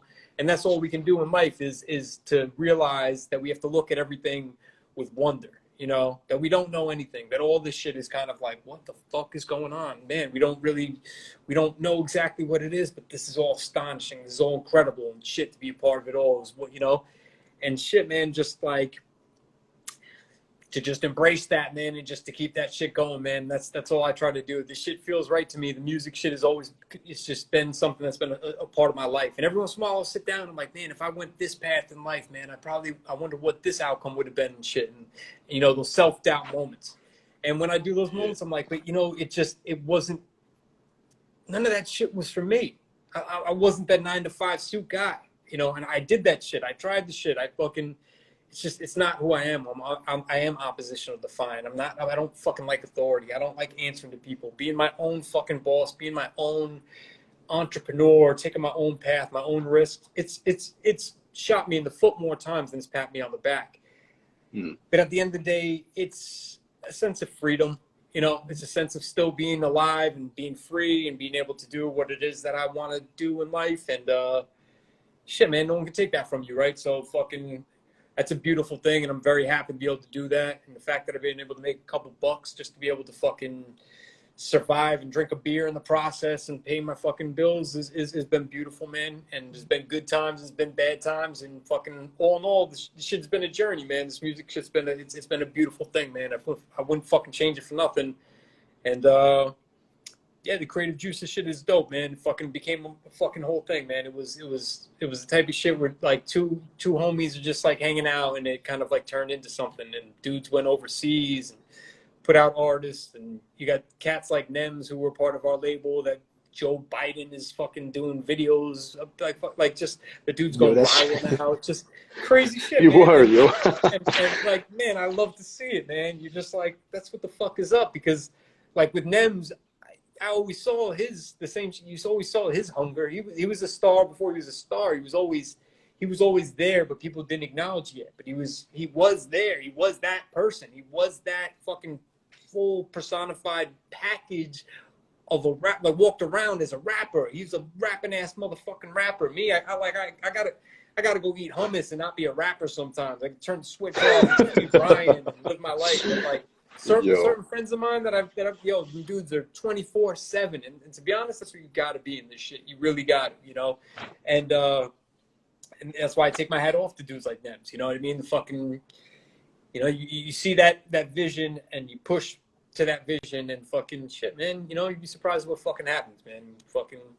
Word. Shout out to Nems, man. Yeah, definitely. I appreciate what he's doing. At first, it was just like, it's just kind of wild. This nigga's wild. You know what I mean? But then it was like, the more and more you watch it, it's like, that shit, he's making people smile in the process of He's whatever a joker, else. man. Remember I said before, you can't take yourself too serious in this? Word. He looks like a mean mugger. He's someone who doesn't take himself too serious. He's a joker, man. He sees the comedy in himself, and for that, he's genius. And that's where you don't take yourself overly serious. You can still present yourself as a force not to be reckoned with, but you got to be able to smile and joke and crack. You know, that shit, man. You get more with fucking sugar than you do with vinegar, bro. And fucking, you see that shit right now, man. Dude's killing it, man. You got a bunch of white college girls, fucking bing bong, fucking. It's ridiculous, man. Unbelievable. Fucking, I love it, bro. I'm saying. That shit is crazy, man. It is. It's fucking nuts. To be honest with you, to be able to do that shit, or I mean, I do my little shit too like that. Like I love just being funny in public and shit, being interactive with people and shit. You know what I mean? Just getting people to smile and shit. So what he's doing is actually, it is genius, and it's also, it helps. You know what I mean? Because someone's got a shitty day, you making them smile at the end of the day. It's fucking worth it. It don't matter if you clowning on them for their fucking Power Ranger boots or whatever the fuck niggas is wearing, but at the end of the day, it's like it's all out of good fun. You know what I mean? That's what we need in hip hop too, man. Like people can smile and have a good time. Yeah, man, fucking shit, bro. It ain't all that fucking serious at the end of the day, man. Fucking, but yeah, man, fucking. It's important not to take yourself too serious in this shit because the rap shit, you watch a lot of people take themselves real serious, and it's kind of those dudes are kind of corny a lot of the time. When the dude walks in the fucking place and he's in full-on rapper mode and he can't smile and everyone else is just fucking smoking a blunt and just like talking about like, oh shit, bro, I tripped walking up the stairs coming in, just, you know, like normal human being shit, like motherfuckers act like they don't fart or something, like you just like, it's really, yeah, man, fuck all that. They get extra butthurt when you fucking say like a joke to them and shit. Like you saying like, I know that shit. That shit is lame, son. It's like, how can you appreciate life if you can't smile and laugh? Yo, laughter's supposed to keep us alive longer and shit. So you about that explains a lot. If dudes can't, you know what I mean, maintain it every day because you just be mugging all the fucking time. Where the fuck's the fun in that? There ain't no fucking fun in that shit. You know what I'm saying? We all got cracky jokes on each other and shit. Just battle each other type shit. Just have a good time and shit. You know what I mean? Because that's the era I'm from too. Fucking side A to side B type shit. Just battling with my friends, yo. Like, you know what I mean? Just like, yo, from back to back, clowning on each other's clothes and whatever. You know what I'm saying? Like, that's the type of hip hop we need. Not this, oh, you said I'm this and that, so I'm gonna shoot you. Like, that shit's lame. Like, that shit's mad lame. Just fucking shut your mouth and just, you know what I mean, have fun with the shit, yo. It's fucking hip hop, yo. We ain't out here trying to make millions and shit. We just try to make people smile and have a good fucking time, yo. Yeah, even if you look at the history of it, hip hop was always, street art, but it was always like fun. It was always about fun. It was always, it was like dance music, party music. Mm-hmm. It was always like, initially it was never like not promoting people having a good time and being fun, and smiling and fun. Like there was always the battling element. You always had little associations with gangs that was always tied into stuff. But hip hop has always at its core been about fun and people having a good time, man, and getting together and smiling, man. And that's it. Like, not having much and making something out of it. It's kind of like the metaphor, in the midst of a lot of it. Fucking God bless fucking hip hop, man. Fucking Poison So Pen. Oh shit. peace What and up, poison Pen? pen, man. Yeah, word. I mean, like even with your stories, man, it's like it's just the experience in general is just fucking awesome. You know what I'm saying? Yo, we go. Like I said, when you said that, that shit was mad funny though. It's like, yo, we're gonna pull up to your crib Monday. It's just hearing it is like, you know what I mean? Like, what would you say in that scenario? It's like, you know what I mean? Like, nah, they fucking with me. You know what I mean? They ain't real. And then they show up at your Yo, door the next fucking day. It's like that's you know what I mean? And it's in a bus. Yo, imagine that shit was in a tour bus or some shit. Like, you know what I mean? Like a stretched limo or some shit pulling up to your fucking door and shit, about to drop a verse and shit. word. Yo, I got another story because I see that Pen popped up. Fucking I was living in Bay Ridge and Penn was working at I think it was like Verizon, or he was working somewhere in the neighborhood. That's not the point. And we got up after work one time and we were taking some shots and we were doing some Jameson or Jack Daniels. And I think I ran out of whiskey and we were kind of still like looking to drink. So we right next to me was this spot, Lone Star, and it was like a weird bar. It was like a like 50 and well, it was like it'd be like a young crowd on sports nights, but like on a random Tuesday night at like 9 o'clock, there was like Shit. three 50-year-old guys at the bar type shit or whatever. And it's Bay Ridge, which is already a little like half the neighborhood's like semi-closet racist and shit. Like, Oh and shit. so here it is, Poison Pen and me at like 9 o'clock on a Tuesday, like walking into this fucking bar and going in to get some shots of Jack Daniels. I just remember the fucking three people at the bar turning, looking, just seeing the fucking odd couple of me and this dude walking into a fucking Lone Star on a Tuesday at fucking 10 o'clock or whatever for fucking shots. What up, Pen? That's crazy, though. That's definitely your choice of poison. Fucking the Jameson. Jameson, yeah. That shit's crazy. Like these stories like that, shit. You know what I'm saying? Like the shit, all that shit is fucking awesome as fuck because you know what I mean. Like that's what it's all about, man. Like it's fucking awesome, man. Hip hop is so fucking dope, and we came from nothing and turned it into something, and then just fucking spreading all type of knowledge, wisdom, and at the same time, and having a good time and getting some kind of financial benefits to it. I mean, like I said before, you can't really technically get rich in the underground. I mean, unfortunately, the system is not set up that way for us. You know what I mean?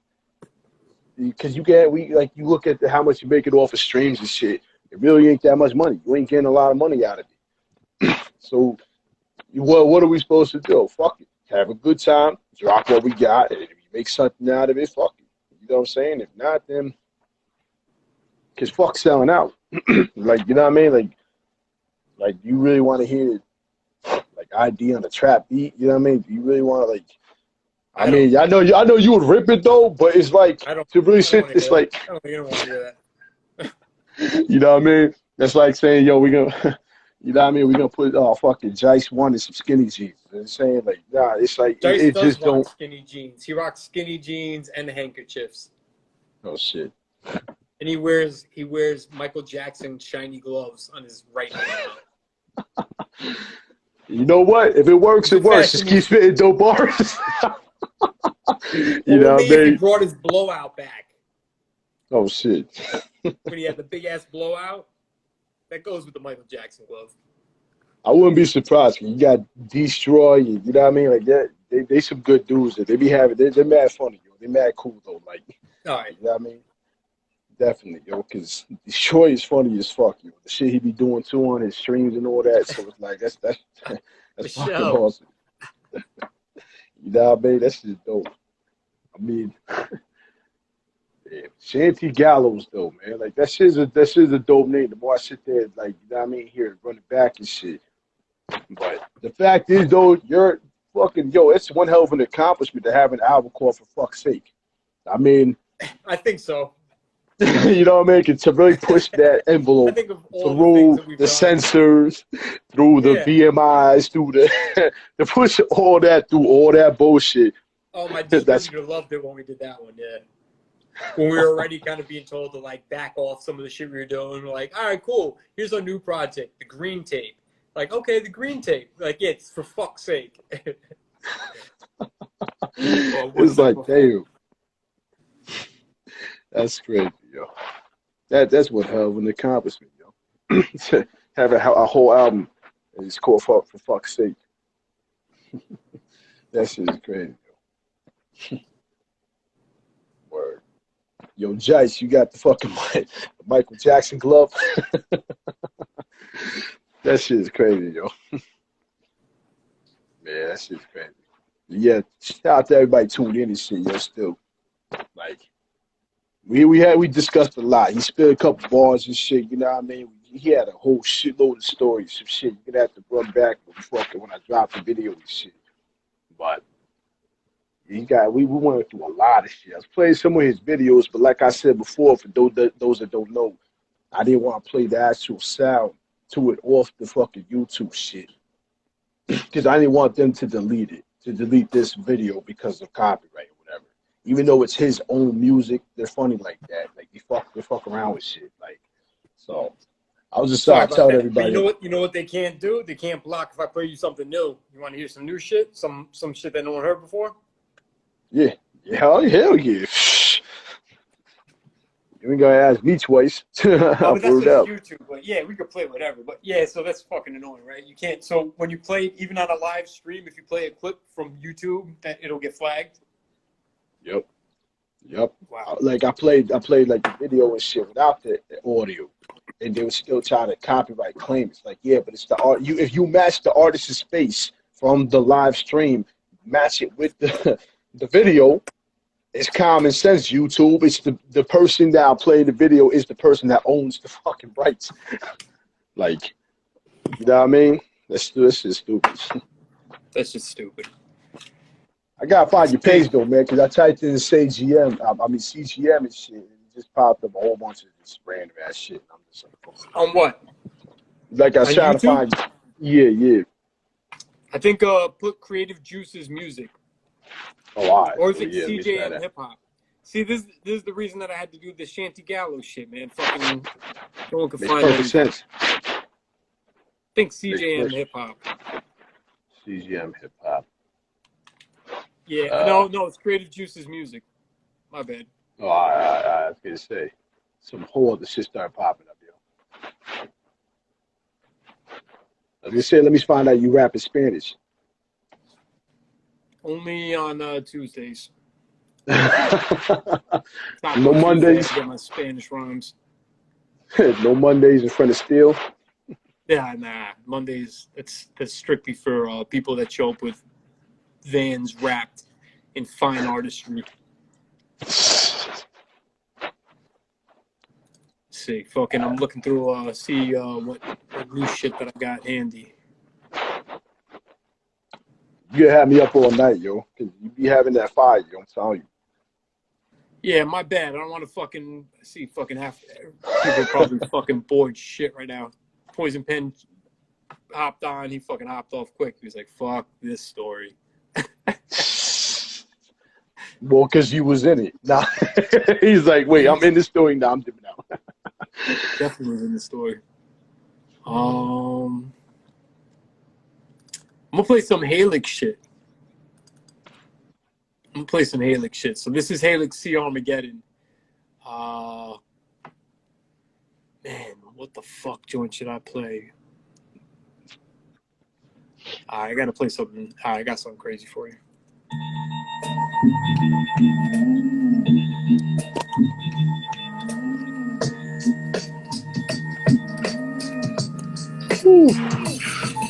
James Bond, when it talks about doing his part, he left from Paris with the goal of documenting the spark of revolution in the civil rights movement. Artful expression of words and voice. See, my choice is the same. You can hear that? It's a different time.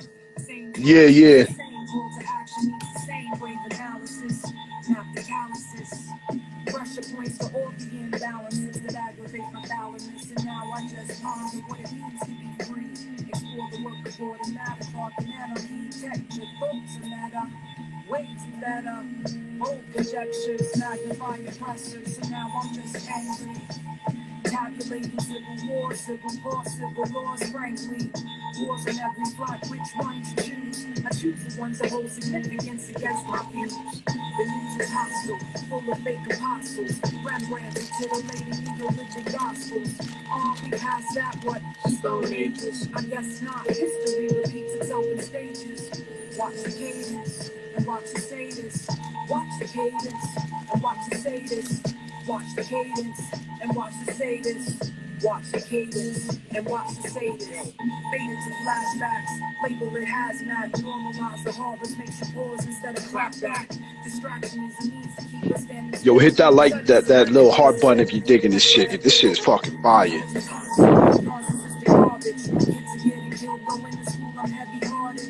That shit fucking bangs. Oof. Miami agony, his body and his brush strokes that had me breathing and heaving for families that I never met. Never again, Parkland 17. There's no in between, no sidelines in the struggle. Active participation, no conflict, no bubble. I've got a son who's already been stopped and frisked. Not one time, but 3 times enough to be. Is this the way we groom children about grit? Exposing them to prison means paradigm shift. Study the works of Marcus Aurelius, Seneca, Cato the Younger, and Epictetus. Yep, I choose stoics, Dharma punks and street poets, counterculture misfits with all liberal heroics. To never lose focus, I won't ingest the lotus. No complacency, acknowledge what you notice. To never lose focus, I won't ingest the lotus. No complacency, acknowledge what you notice. Yo. That shit's fucking, yo, when that shit drops, yo, let me know so I can cap that shit. That shit is fucking crazy. Damn. You made that Helix beat? is special, man. Helix is special. She's really, really dope, man. Shout out to Helix. Oh my god. Word. You made that beat, yo? Yeah. The whole project with Helix, I did all the production, I did all the engineering, and it's just Helix. She was in a group, The Anomalies. They're featured on it, and other than that, no features. Yeah, as of now. Yo, that shit is fire, yo. That's why I say, like, your beats, man. Like, yo, honestly, like, fuck it. Yo, I had mad. Yeah, a lot of your shit was like inspiring to me, like when I make beats, because it's just the way it sounds, the way it's like structured, like, and the fact that it has that slow tempo and the way she's rapping on it, yo, that shit's crazy. Like, it's an ill mixture. And the fact that it's a female MC, because, yo, honestly, like, I say this shit a lot. I wish we had more of them. You know what I'm saying? Because I feel like Muhammad, you know what I mean? Like, all them female rappers, this shit, like, are fire. And we need more of that now. Because. Yeah, Hamadia, fucking Jean Grey. You know, the thing about Helix is, like, she's an incredible female MC, but she's just an incredible MC. So I would put her up against just an MC. Like, her gender doesn't even, like, kind of suggest that she's only good because she's a good female MC. Like, that's like, oh yeah. That, like, she could hang with the best of them, man. Like, yo, her bars are ridiculous. She could write her fucking ass off. I think she could wrap circles around 90% of people that are out there right now. She sings also, extremely talented. Nice. Really excited about the project. We got so much shit. We got 2 albums already recorded.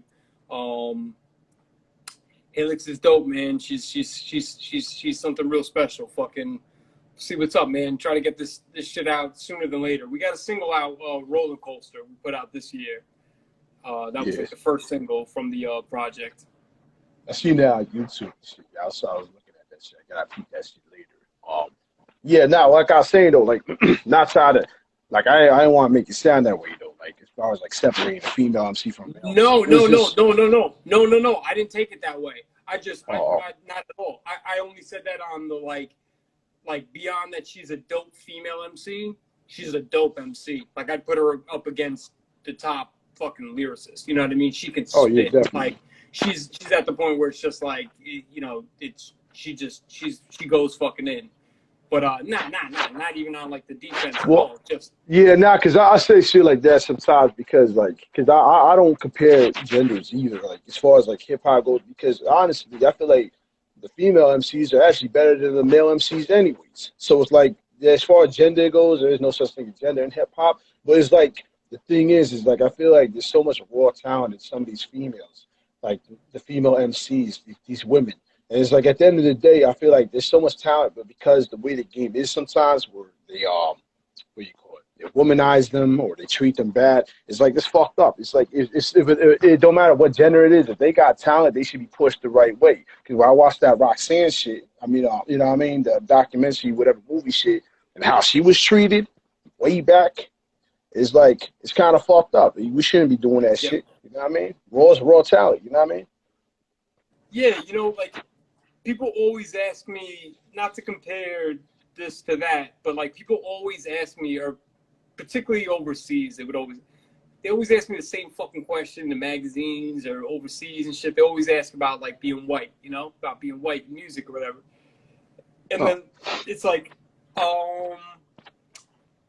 kind of the response that was my go-to response is just like, you know, when you're just doing something where it's like it's a craft, that usually if your craft speaks loudly, that you just accept it for the craft. It's not really dwelling on who's doing the craft.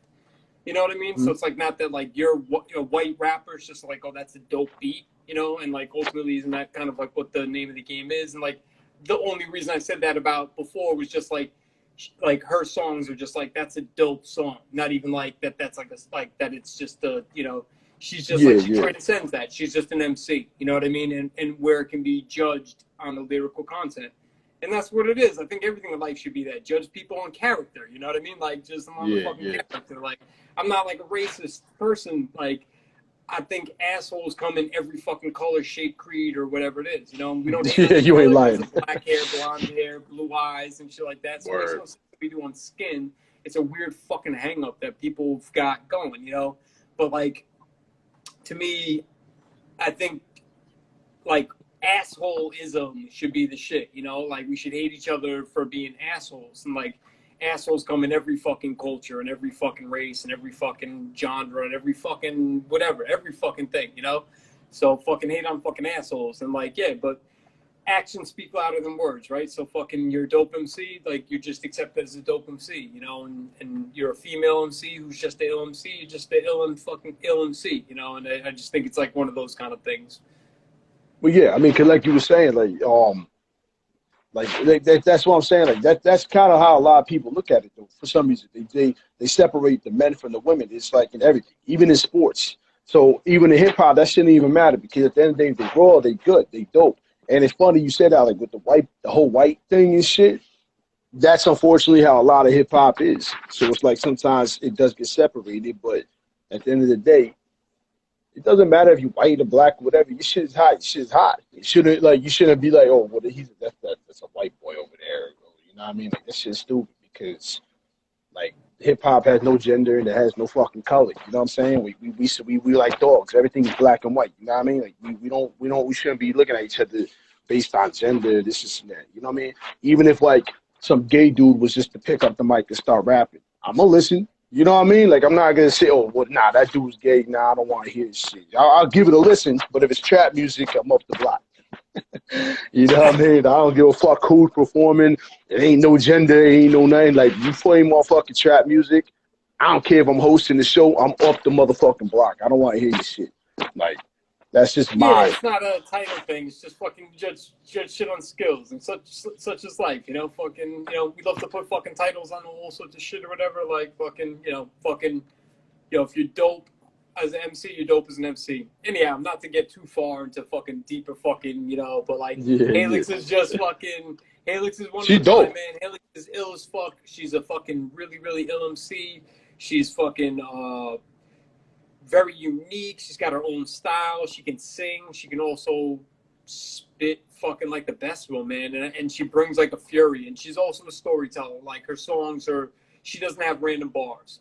So like she's not someone that like always it even makes sense to have a collaboration with because like it's like you need to hear the 3-bar progression of a story. You know what I mean? Like so. Yeah, definitely. The Halix album is going to be really dope, man. I'm real excited about it. Like, I don't want to compare to Lauryn Hill, but I feel like in the vein of Lauryn Hill, like who could spit real bars, like her, like when she was like in the initial Fuji days, man, you can't really fucking deny, like she was spitting like a motherfucker, and like she could sing also like a motherfucker, you know, and like Halix just has that where she just turns the switch on and she's just creatively ill, and it's an exciting project. Fucking, I love working with shit like that. She also picks the most like, I'll have a beat that to me is like I can picture some like straight dark murderous, and she'll pick that, and like her approach won't be dark or murderous, or it could be dark, but it's not what I envision for it. But she picks like risky beats and like dope beats, and it's got a great taste. And yeah, man, I think people are gonna like that project, and that's why I take pride in that creative juices, that we got a lot of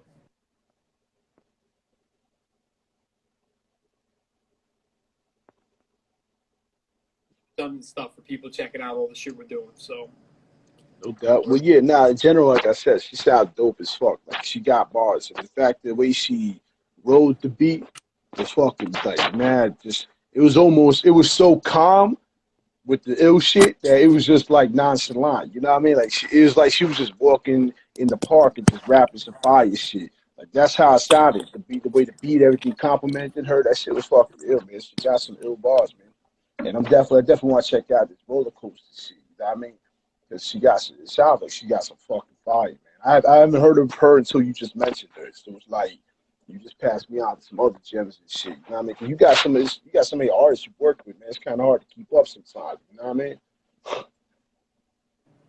yeah, man, fucking yeah, nah, she's great. Yeah, Roller Coaster's dope. It's like on all digital platforms. Like the first single off of her album, House of Helix. Yeah, we got a ton of shit, man. Fucking tap in. Fucking cjnhiphop.com is a place anyone. If people are still here at this fucking point, holy shit, we've been talking for fucking 3 hours on a Saturday night. Yo, God, if you're fucking locked in, or if you even tapped your little fucking head in at any point, God bless you. Holy shit, you fucking people. see, you thought the stories was boring them, yo. Hell no, your shit got some of these people up all night. Like, yo, I want to hear the next motherfucking story. Nah, I put a bunch of people to bed tonight. People were like, "Fuck Saturday night, I'm going to bed 7 o'clock. That's it." ID talking about his fucking how creative juices started. This is what I'm doing with my life. Saturday night, I'm going to bed. I'm going Man, to you know. bed. I'm adopting a cat tomorrow. I'm getting Oh a shit. gerbil. I'm getting the gerbil wheel, and I'm running in the gerbil wheel. I mean, at the end of the day, though, and you play the fire ass new joint shit. Like, if they missed out. They missed out. 'Cause, yo, that was all pleasure to me. You know what I mean? Hearing that fire, hell yeah, yo, that shit's fire. What's Yo. up? So No doubt, man. Well, shit, fucking. Even if you're the only one that heard it, it's fucking good enough for me. that shit's fucking top, man. Like I said, all your productions, everything you do is like it's just fucking ill. So it's like that's why you need that. You need that respect. You need that love and support from everybody, man. Because at the end of the day, not only do you make dope ass music, but you're like the leader of a whole fucking tribe and shit. You know what I mean? Like, because you put so many people together, you made so many dope ass projects come together. You produce shit for everybody. You do the promo for everybody. You do probably the videos for everybody. You pretty much do everything. So that's a lot of work. Hey, man, you give me a lot of credit, and I appreciate that, man. Fucking, we're definitely working hard. We put a lot of time into this shit, and we's me and the beer in my fucking hand. But, you know, yeah, man, it's a lot of fucking work, man. I love what I do, man, and I'm passionate about it. I'm in the music shit. Sometimes a lot of people are really fucking only kind of out for themselves. To me, I understand that, like, man, the more of us that get this together, the more that we can make happen. Also, you know, this independent shit really takes, you know, it works better when you got a whole lot of people making a lot of noise and you come together, that whole fucking, you know. Exactly. Yeah, man, fucking, I appreciate you, man. I appreciate you for acknowledging it, man. I appreciate you for paying attention. I appreciate anyone that's tapped in and sees what we do, man. It is a lot of work, man. We do bust our balls, and we do it because we love to do it, and it's fucking amazing when people listen to it and they appreciate it. So that's fucking great, man. And it's awesome to hear people and look them in the face, even if it's through a fucking phone, you know, or whatever, the internet's whatever. We'll do this shit in person. You're welcome to come out, you know, fucking Word. come to Brooklyn, fucking come out to Queens any day, chop it up in person. And Yeah, man, it's a pleasure to see people that appreciate it, man. So I definitely, I fuck with you, man. Salute to you, salute to NUT, salute to Clips, salute to, to a lot of people, man. Everyone that tunes in and shit, and people that really fucking tap into this shit, man. Fucking God bless you guys, man. Fucking we need more fucking like you, bro. I swear to God. Word. Thanks, man. I appreciate it. Yo, but I'm gonna be pulling up Monday. Hold up Monday, man. I hope you got the van route, man. You I show don't up got and no not new a joints to big play picture you on the though. side of your van, like it's kind of lackluster. Yo, yeah, that'd be some shit though. We definitely got to chop it up in person though. But yeah, that shit. I'm gonna pull up with So, steel one day and shit, yo. It'd be like, shit oh, was all crazy, man. right. Yo, the dude came to the crib another time with a bot. I thought he was trying to punk me. He came with the Svedka, like the Swedish vodka.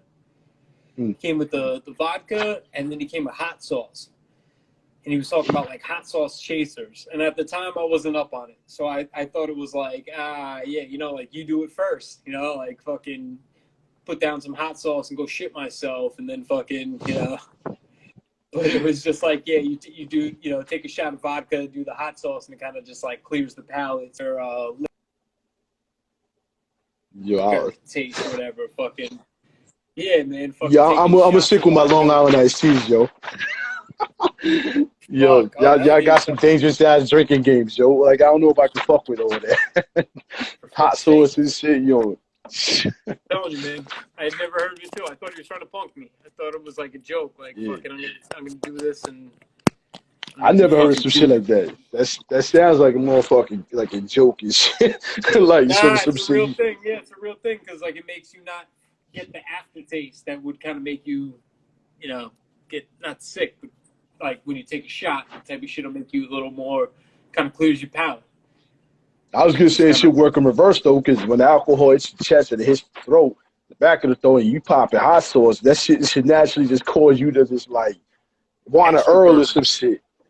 extra burn, right? Burn You on know top what I of mean? So it's like just sitting there thinking about that, like, nah, they try to get me, son. it. Kind of works. No, at the time I was like, nah, you do it first. It was like one of those like yo here, like line me up. I was like, nah, you do it first. Like, nah. Yo, he I don't took a want to do swig of that shit though, or he just like fucking, you know what I mean? Like, I'll be sitting here pissing fucking blood, fucking everyone's laughing. He's got red hot sauce coming out of his eardrums. What a dick. yo, we gonna fucking YouTube this nigga, yo. We're gonna, World star. I'm up yo, before, nah. like I ate a habanero and shit, habanero pepper. That shit is crazy, yo. I can't. Nah, shit. I would make nah. Yeah, I was gonna say shit, yo. You go first. No disrespects, but this shit sounded kind of sus right now, yo. Like Yeah, I was skeptical. I was skeptical about that. I would be too. Like, yo, yeah, yo. I got a fucking jar of peanut butter and fucking vodka was good. Like, huh? What we getting into? Yeah, like, Peanut butter and jelly vodka sandwich? You go first. I got these yeah, marshmallows. yo, Like, all right, can we drink a fucking beer and call it a day, you know Jameson? what I'm saying? Like, and that's a little bottle of Bacardi would have been okay. I don't know about all this extra shit though. Like, it sounded kind of dangerous. You got me on jackass now. We about to do some crazy shit. You never know. Lo and behold, fucking Monday, man. Monday roll-ups, fucking telling you, man. You know what I'm saying? You need to start. You need to make your own show and shit. You know what I'm saying? Just niggas showing up at your door every Monday. Nah, fuck that show. Mondays with Shanty. Shanty Mondays. Shit, Mondays is Yeah. gonna be the one day that I'm not around. So be like, motherfuckers knocking at the door, no one's there. You Where'd he ever go? watch it be Poison Pen or somebody just be like, yeah, you know what I'm saying? I was just chilling in this nigga crib the whole day and shit. That never happened. I never came to Bay Ridge. You Fact check know what I'm that saying? bullshit That shit's, story. I mean, that shit's crazy, yo. I still can't believe you stormed Summer Jam, yo. That sounded like an ODB type moment, too. Like, just hopping on stage and taking over and shit. It's like in that moment, like which is the Braveheart scenario. Like I definitely was not William Wallace. I was definitely like the guy like with a rock that they didn't have enough spears to give behind the rush. Like I wasn't the guy ripping down the gates, but yeah, nah, we definitely we definitely fucking We definitely broke into fucking Scribble Jam. I'm not taking the credit for fucking being the guy like throwing fucking staple guns at cops and shit. These guys are getting a little next level with it. I'm telling you, riot helicopters, riot gear. The shit was on the fucking news. That's We just run into fucking like great, Red bro. Man and Method Man. Shit was crazy, bro. ID's like, yo, hold up, though. I tore down that one pipe, yo. So I was contributing. I don't. You got I kicked the was tire all contributing. the way God damn over it! like fucking cops. Imagine though, you was the only person that got arrested out that whole out of that whole group, though. Get him! He's using a staple gun. Oh shit, a motherfucking stable gun though. Like that's some fucking Happy Gilmore shit. Like you'll see how many people we can shoot with that in the crowd. There. That shit was ill. And actually, after that event, we went. So the Meadowlands is, obviously that's like in Jersey. We went back to New York, and you remember the club Speed? Nah, I don't think I've been to that. So there was this spot. It was called Speed. Speed was ill, man. Yo, I was such a young kid going to these fucking places. It was like 5, 6 stories. On the nights that were like, if it was like a random Friday night, it wasn't like a particular like party. Yo, the ground level would be like reggaeton, fucking then reggae, then hip hop, then like drum and bass, techno. Each floor would be a different party. Girls would be walking around like old school 50s style cigarettes. Back then, you could smoke cigarettes in the spot, walking around selling cigarettes. Like, the shit was crazy because, like, you could go to the hip hop party and be like, yo, let's go check out what's up in the fucking house music room. And go in there, and it's just house music, man. Chicks in there. It was just crazy. So you would bounce around. So after that, we went to this spot, and I remember seeing both Prodigy and Havoc pull up in like a brand new fucking SL or some shit, fucking pull around the corner to like go into the spot and shit, Still young, because this is like 98, Some dudes were still like a little bit younger too at the time. But yeah, it was crazy, man. Fucking Club Speed, that was a good spot. 90s had a lot of good spots, man. Wetlands was definitely my personal favorite. That was like that was a crazy spot. That was a place like you would go to see an arsonist show, and then it would be arsonist nonfiction, fucking like, man, I can't like just like company flow, fucking just there'd be like 50 MCs there. You'd see just endless shit, And it was and not for nothing, waiting in line to go see the show, you might have heard iller verses than some of the shit even at the show. Like it was just Word, yo. everyone was in the zone. Everyone was tapped in. Everyone was hungry, man. No one was a spectator. You know what I mean? Like there was no one was just there taking up space. Every motherfucker had a fucking agenda. And then you be chilling in the crowd, in the fucking you know what I mean, the line too, waiting to get in there. You would end up bumping into some of the legends too, type shit. You was just like, oh shit, like they had a fucking DJ Premier walk right by me one time. I was like, the fuck? Like, you know what I mean? Like mad random, just chilling. Like there'd be mad stories on a lot of that shit too. Like just performing, doing shows, and just everything else. Like that shit's crazy. That shit's crazy though. I haven't been to those spots though, but definitely. Damn, you said how many fucking floors? 6 floors of music. Damn, that shit's crazy. Yeah. It was like, I don't know, it was like 5 or 6 floors. It was just a cool spot. Yeah, it was a cool spot because each floor was a different kind of party or whatever. So you could have a real good time because you would go out to go to the hip hop event or go to whatever event, and then you would stumble into the reggae spot and you'd be like, oh shit. Shit's fucking dope in there. I just say, let me see fucking ID spinning on his head and shit. You know what I mean? In a fucking techno joint. Like, oh, he got real into that shit. Started raving and shit. I'll tell you what, the first time I ever rocked a mic was at a rave when I was fucking a little kid. Oh shit, that's crazy. Younger dudes that I grew up with, they started throwing like raves, like. But the raves back then were tied in with like hip hop shit. There would be MCs and like you'd have like sometimes it'd be like a hip hop performance. Not always. It wasn't like a rule of thumb, but like a lot of these events nights you would have like, you know, it'd be like drum and bass, but then like they'd have an MC. And yeah, long story short, at this one event, I'm telling you, we had no business being where we were ever. You know, that's why it's weird being old, because we were always like the young kids. So now being old, you're like, fuck, man, what the fuck happened? Like, we were always the young fucking ones. Like, that shit is done. Like, that shit came and went. But, yeah, man, you'd be at the event, and this one time, it was like a drum and bass event, and whatever the promoter was a friend, and he knew that I rhymed, and somehow I got pressured into like grab the mic, and then in front of the whole fucking spot, fucking spit a verse or whatever, and then it was it, you know. And then you're like, oh shit, some little fucking kid who created a whole scene, fucking played more shit, and then I'm like, oh wow, all right, I like that.